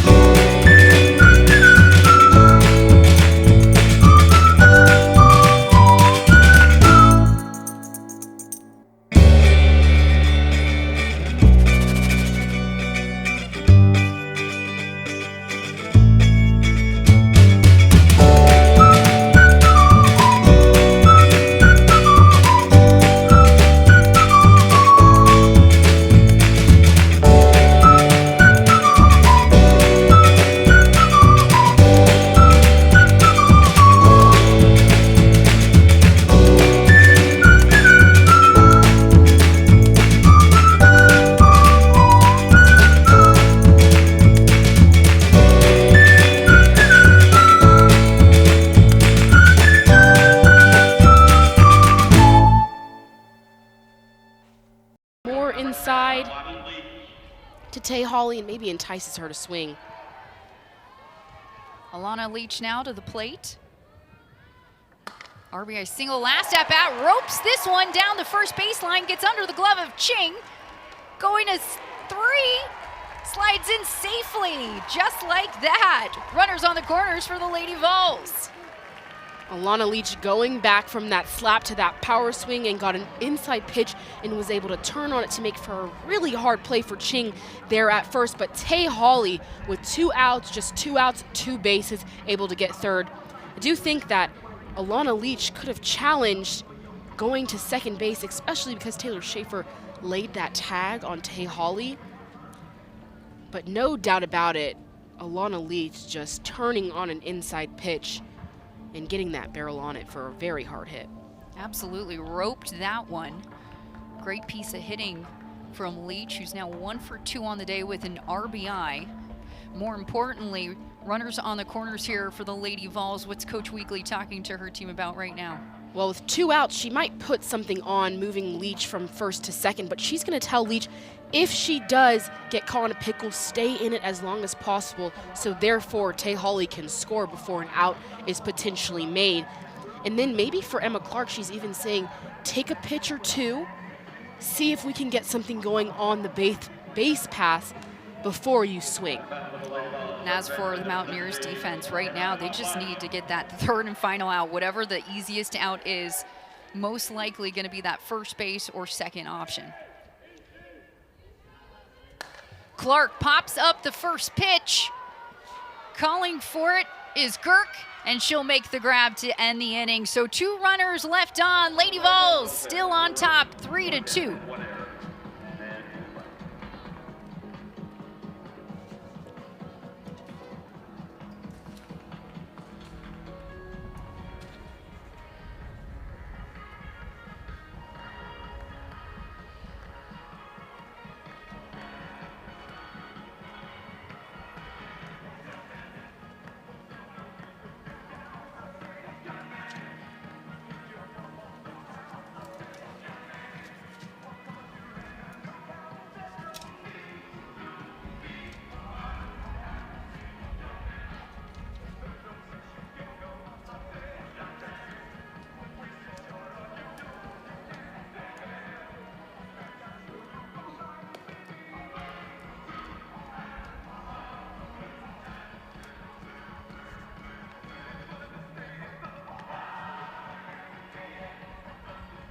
Top-ranked Tennessee Lady Vols on top, 3-2. Carlin Pickens back in the circle, eyeing her 6th win of the season and also approaching her season high in strikeouts so far today. 12 Ks on the day. She had a season high 13 back on February 26th against Liberty. And she certainly has asserted her dominance ever since that first inning, and the Mountaineers have been having a hard time playing catch-up. She is such an elite competitor. It's almost playing with fire. When you get to her at some moments, it's almost like she's saying, I dare you to beat me because I'm going to be even better the next time coming around. So Carlin Pickens has just improved her stuff throughout the game, and even every time through the lineup, you see a little bit different. So she started off with everyone with kind of that fast, that hard fastball, hitting some spots. Next couple innings added that off-speed rise, and now she's really relying on that off-speed change to throw off the timing of these App State hitters. So difficult to time her up when you have the ball coming at you nearly 80 miles per hour, right? And then when you mix in that off-speed, it's 10 miles per hour slower, roughly 70 miles per hour. That's most pitchers' fastball. Dribbler over to third, a nice glove from Rutan, and she gets the first out of the inning. Maddie Rutan this weekend has had some phenomenal plays that she's made look easy. Understanding the speed and direction of that ball coming off the bat because it hit the handle, it was a slow roller. It would have made for an incredibly tough play by Bella Fall at shortstop. So Maddie Rutan understanding that coming across, then throwing on the run. That was a really difficult play. A lot of decisions to be made quickly, but she made it look easy. Summer Simpson now pinch hitting for the Mountaineers. First pitch, she pops up over to second, trying to shield the lightest dodge, and she does a nice job making the play. And now the sun throughout the game has slowly shifted. You saw Ella Dodge using her hand to shield the sun. Something that at your home field you get really used to different times of the day practicing. But to be able to execute in the heat of the moment when the sun is up there and the ball is also really difficult to do. First pitch to Madison Fletcher, right down the pipes for strike one. Fletcher walked her first at-bat and then struck out in the fourth. This one gets away from Morrison. Morrison, just a freshman behind the plate, but she plays with so much poise and confidence. It's really hard to believe this is her first year in college softball. And coming in knowing that you're going to have to adjust to that 70-mile-per-hour pitch that you're catching, she's done a great job. And even on that one, working from low to high to secure some of these strikes for Carlin Pickens. But it's also been her at-bats that have been even more impressive, the composure in the box that she's had thus far this season. 1-2 pitch. Did she hold up? She did. Pickens didn't like that call. She wanted that 13th strikeout. Here's another look at this one. It's hard from this angle in front of the batter to see if she went all the way around, but I do not blame Fletcher at all. I'm going to cheat with my hips and try and get to this 70-mile-per-hour pitch. Swing and a miss, strike 3. Carlin Pickens retires the side, picks up her season-high 13th strikeout. Pickens pumped up here as we head to the bottom of the 5th. Pickens, a little movement coming from the outside in on that fastball, just gets Fletcher a little bit behind the ball.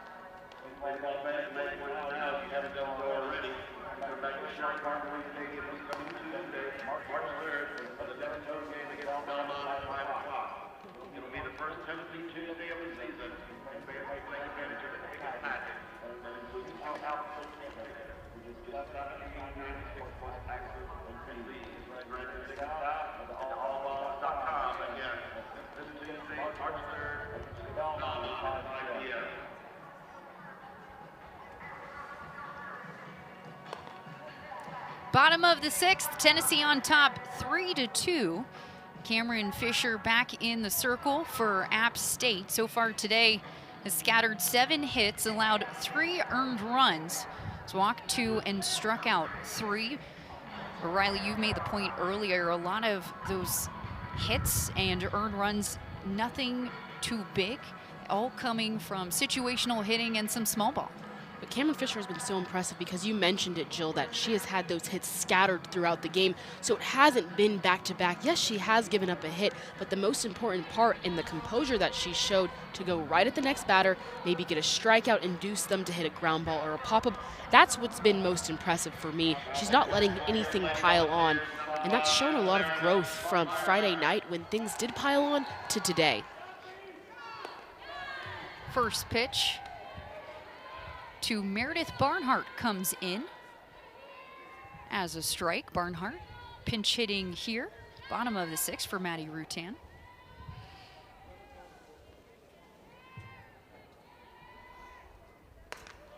Takes ball up and away, evens the count. In Barnhart, we saw her pinch hit yesterday, have a few good at-bats. Just looks really composed in the box, especially when you come home to Sherry Parker Lee for the first time. Ropes this one down the right side, but it will be foul by inches. So close for Barnhart. It's a beautiful swing on the ball. Just like you said, Jill, inches out there. And I know coming back home to the fans that were expecting you to come in and produce because they saw you were getting recruited, all of those things, you want to get it done in front of them. One of 6 freshmen on this Lady Vols squad from Parker, Colorado. Takes a ball outside, evens the count 2-2. Barnhart earned her first start in the college debut in their first game against BYU. She looks at this one for strike 3. Cameron Fisher has been so successful today when she is painting that corner, especially to these left-handed batters. She is putting some spin on this ball that is making it really hard for these Tennessee batters to decipher if it's going to hit right on that corner or move out further. So impressive stuff from the freshman Cameron Fisher. That will bring up the 9-hole hitter, a pinch hitter, Mackenzie Butt. Butt takes first pitch strike. But one of 2 transfers from Boise State, along with leadoff hitter Sophia Knight. And Mackenzie Butt was someone that Coach Weekly spoke very highly of. Said she's one of the best pinch hitters she's ever seen. And pinch hitting is one of the hardest, if not the hardest, things to do in sports overall, because you haven't had a swing since warm-ups, which this point was hours ago. You haven't gotten to see this pitcher. And then you don't want to take and put yourself in a hole, but you also want to know what you're going up against. Take strike 2.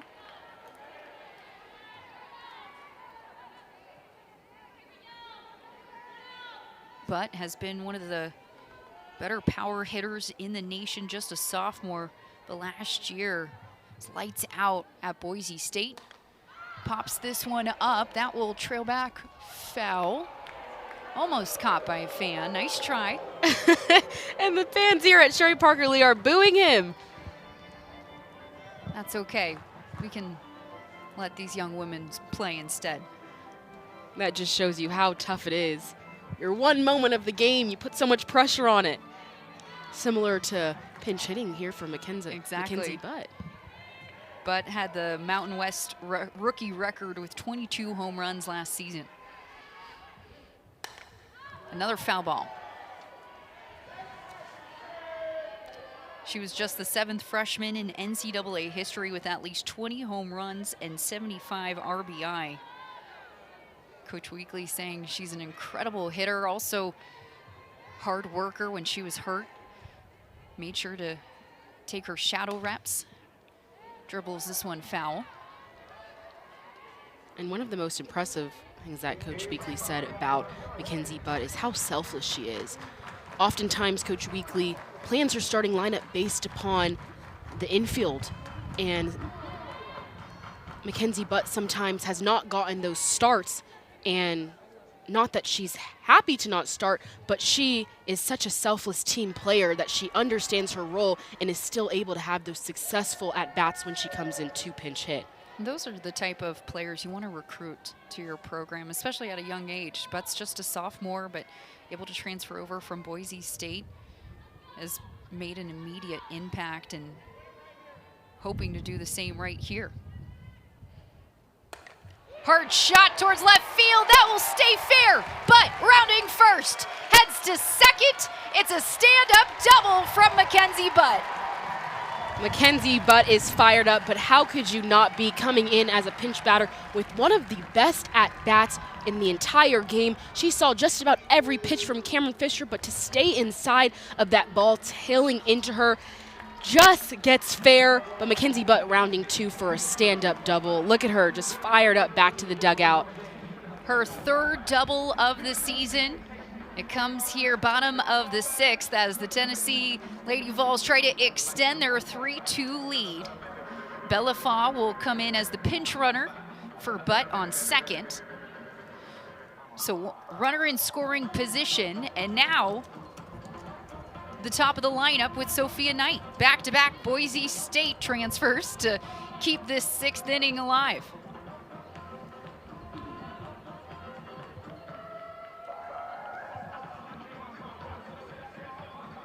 And when you think top of the lineup, oftentimes when you see someone on the left side, you think it's going to be a slapper. But Sophia Knight has proven this weekend and today that she has the power too. So Cameron Fisher in this App State defense needs to be prepared for that swinging away.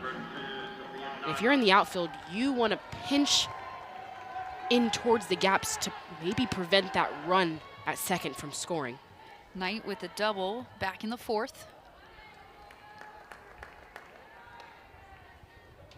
Takes ball 1.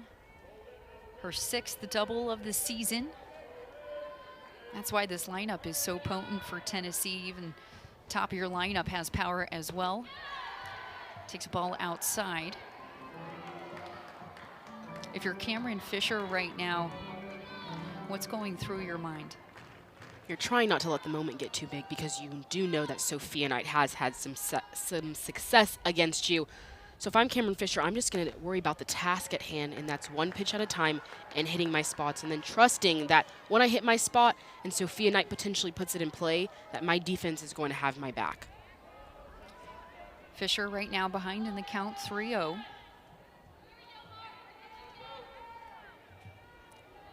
Infield in for App State. Ball 4. And you never want to give up a free pass, but in some ways, creating that force out now at third base could be what App State was trying to do. Sophia Knight just having a great day at the plate and an even better eye.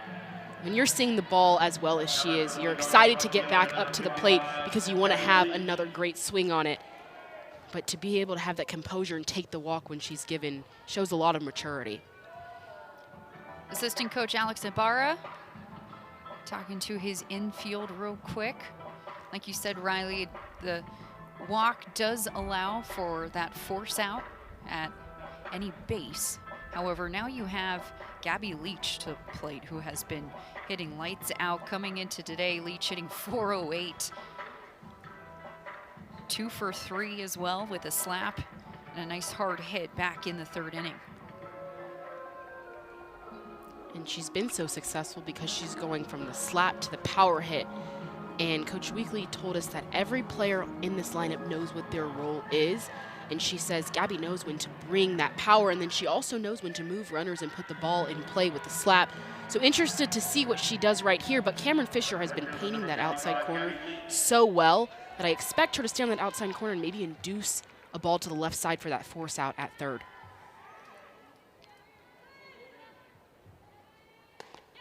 Stands in, takes strike 1. Also interesting to see the App State defense, how they play her, right? Because they have to respect her power. But she also had a slow slap single back in the first inning. Right now looks like corners are a tad in middle infield normal depth. Fouls this one back for strike 2. That's a really impressive spot by Cameron Fisher. You know, with Gabby Leach, a left-handed hitter, that if you pitch her inside, she has the potential to pull and move runners as well as score runners. So if you're going inside, you really have to hone in and hit that spot, and she did, allowing Gabby Leach to pop that foul ball up. Outside for ball 1.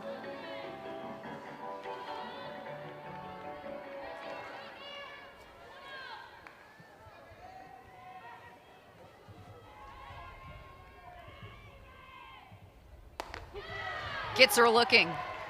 Cameron Fisher with a crucial out and her 5th strikeout in this game. Cameron Fisher just utilizing that outside corner all game long to these left-handed batters of Tennessee. And then behind the plate, Marty Hinkle just helping her out with that frame, working from outside to in. But Cameron Fisher just being composed, especially when runners are on, has been one of the most impressive parts of her game today. 74 strikes to 42 balls for Cameron Fisher. Gets a crucial second out in this inning. Has now 2 runners still left on. But one of the top hitters in this lineup, Ella Dodge, comes to the plate.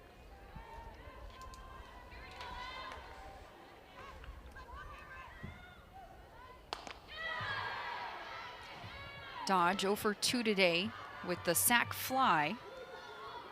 I was back in the third inning. Back-to-back sac flies helped extend Tennessee's lead 3-2, and that's been the difference so far today. And I just know coming into the bottom of the 6th inning that Coach Weekly told her team that 1-run difference is not enough going into the 7th inning. They want to have that cushion because 1 run, that gives App State all the hope in the world to be able to score and tie the game. Dodge drills this deep. Say goodbye, Ella Dodge. 3-run home run to give Tennessee the 6-2 lead. And we just mentioned it, of going into this inning, Coach Weekly told the Lady Vols that they needed more because they didn't want to go into the 7th inning with just a 1-run lead. And Ella Dodge, the veteran that she is, understanding what it takes to drive runs in, and that's getting a ball left over the heart of the plate. Ella Dodge, that back knee just getting below the ball. She has that launch angle to be able to drive it out deep, but she ultimately stays on this ball as long as possible. And then a little bit of the TikTok dances at the end to celebrate. Dodge having fun after that one, her 6th home run of the season. And it gives the Lady Vols that much needed cushion they were looking for here, bottom of the 6th.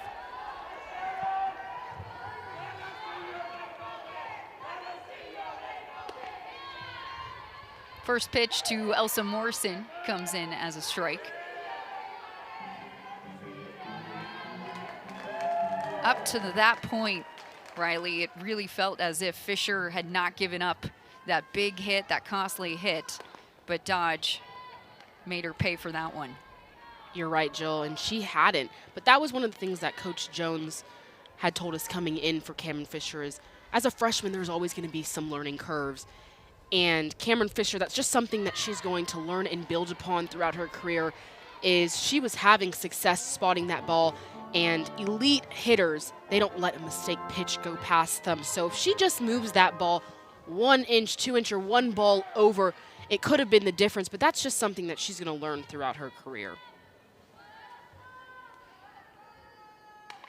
Morrison fouls this one back.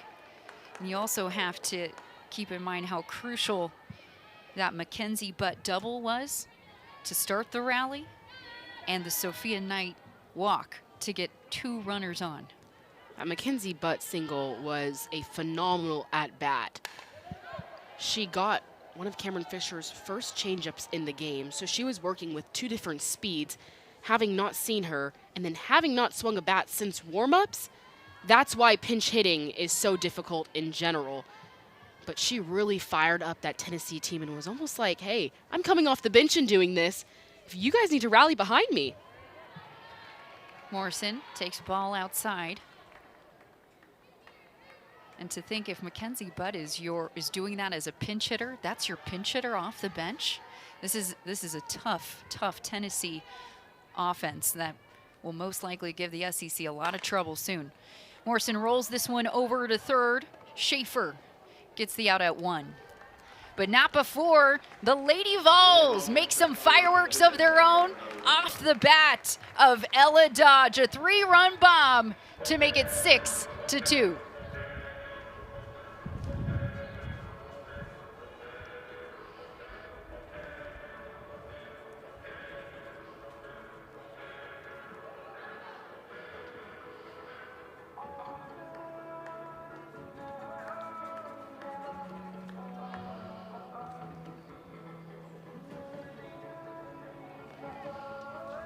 Lady Vols fans, a reminder to get all well within the run of the base after the game today. At the conclusion of the game, parents and their children line up on the first base side corridor. And fill out the athletic staff member who will be present to assist you in getting your children onto the field. We'll see you after the game.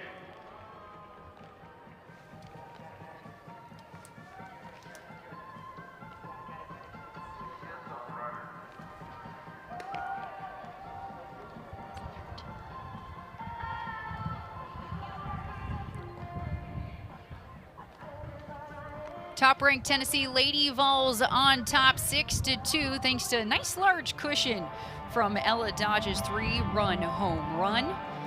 Lady Vols looking to stay undefeated early in this 2026 season. Just one of 4 college softball Division I programs undefeated so far.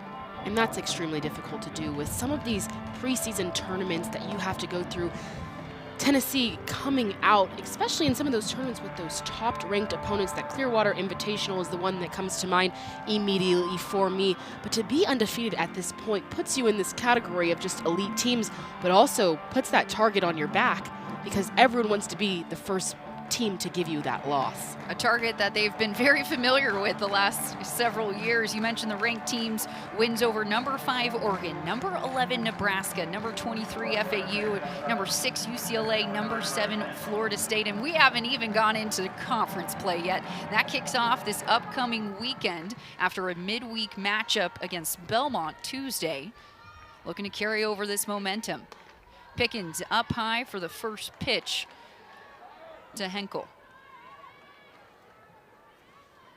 And Jill, going back to some of those wins that they had over those ranked opponents, those wins weren't 1-0 or by 1 run. Those were wins that they were absolutely dominating in. And that's one of their mottos for the year. It is to dominate. But when you think of dominate, you often think of the results that they've had. But Coach Weekly said dominate is all about dominating your process from pitch to pitch.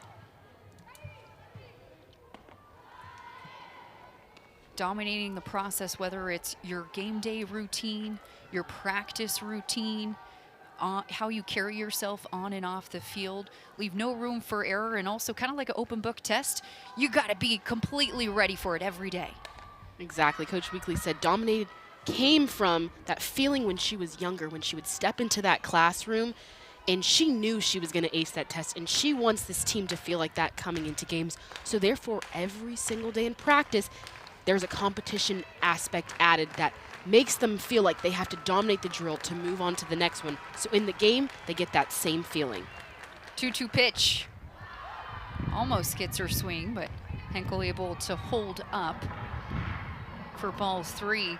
Yeah, you talk about total domination. How about Tennessee outscoring their opponents 43-2 in that Clearwater Invitational? That is domination in its finest. Payoff pitch, fouls it back. And adversity is something that Coach Weekly said she wanted to make sure her team experienced early in the season ahead of SEC play. And even though they've come out of this Tennessee Invitational thus far undefeated, chance to stay undefeated after this game if they can get 3 outs in this inning without a run scored, she still wanted to see some adversity. And they have gone through that adversity. They've had to come behind in almost every single game this weekend, including their previous matchup against App State and today's game. Gets her looking. Oh, excuse me. Ball 4.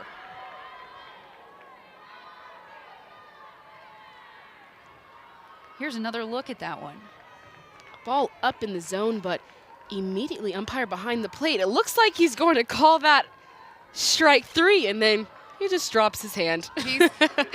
Phil Frills certainly fooled me. I'll give him that one. So a free bag for App State. 1 runner on as they trying to get something going. The pop-up to second baseman Ella Dodge gets the out.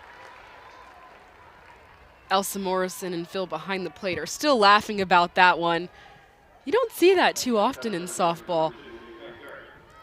But for App State, a base runner is a base runner in this point of the game. And at this point, you're working with 2 outs. So just that pass, that bat mentality, especially against Carlin Pickens. Julia Girk squares around, pulls back. So top of the lineup here for for App State Mountaineers. They're down to their final 2 outs here. The Lady Vols on top 6-2. Upstairs, ball 2.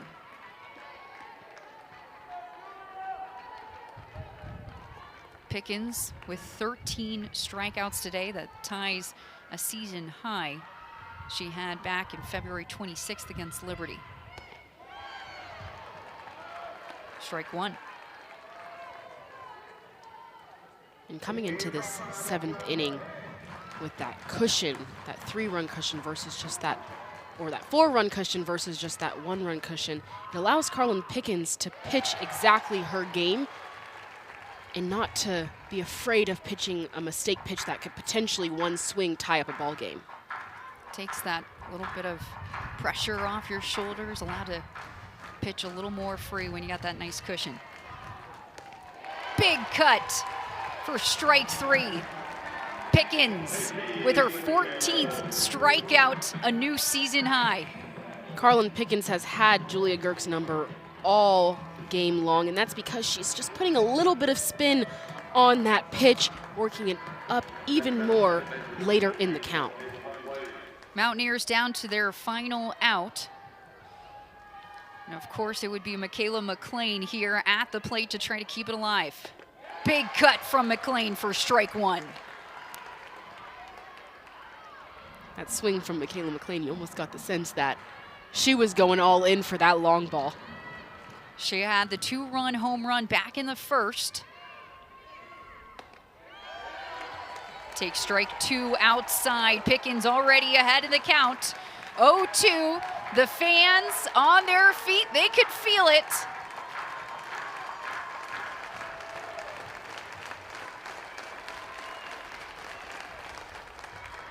Takes ball one.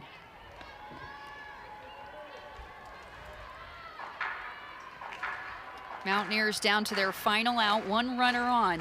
Their hottest hitter at the plate here.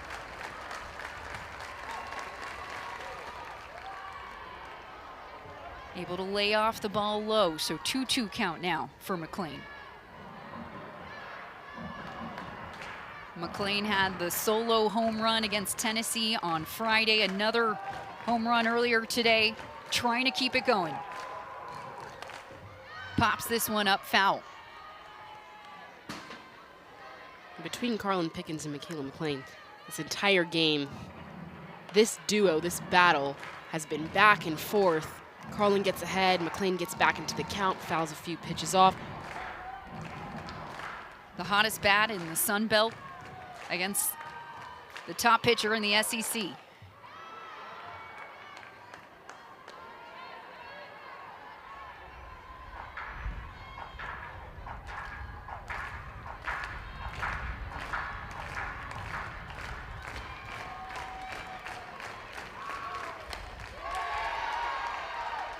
Able to get a piece of that one here. Let's take a look at it. Just a little bit ahead of it, but if you're Michaela McLean in App State, as long as you have a strike, you have a chance. So she's just fouling anything off to try and extend this game.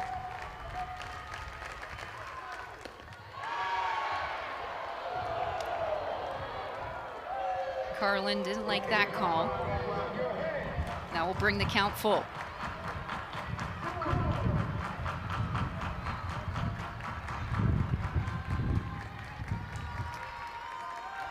The payoff pitch from Pickens. Another foul ball. Great at bat from McLean here, just trying to get a piece of it, get a bat on it, keep the at bat alive. One of the best at bats all game, especially against Carlin Pickens, dealing with multiple speeds and different eye levels. It's really hard to go this deep into a count. And there you can see 10th pitch of the at bat.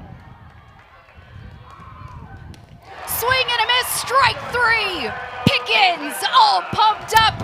She ties her career high in strikeouts with 15, sitting down the top hitter for the Mountaineers. Wow, Carlin Pickens this game just got better and better throughout it. Let's take a look back at this final strikeout. She went back to what she started McLean off with, and that's the fastball out. Extremely fired up. And I know getting that final out against Michaela McLean after Michaela McLean won the battle the first time around made her even more excited. Pickens ties her career high with 15 strikeouts, and the Lady Vols stay undefeated and improve to 19-0, one of their best starts in program history. Final comments, Riley, after this thrilling game. I think the Lady Volunteers got better throughout this weekend. Karen Weekly wanted to see them adjust quickly, and they finally adjusted to Cameron Fisher. But a large shout out to Carlin Pickens and then Mackenzie Butt on the other side of the ball, getting it going late.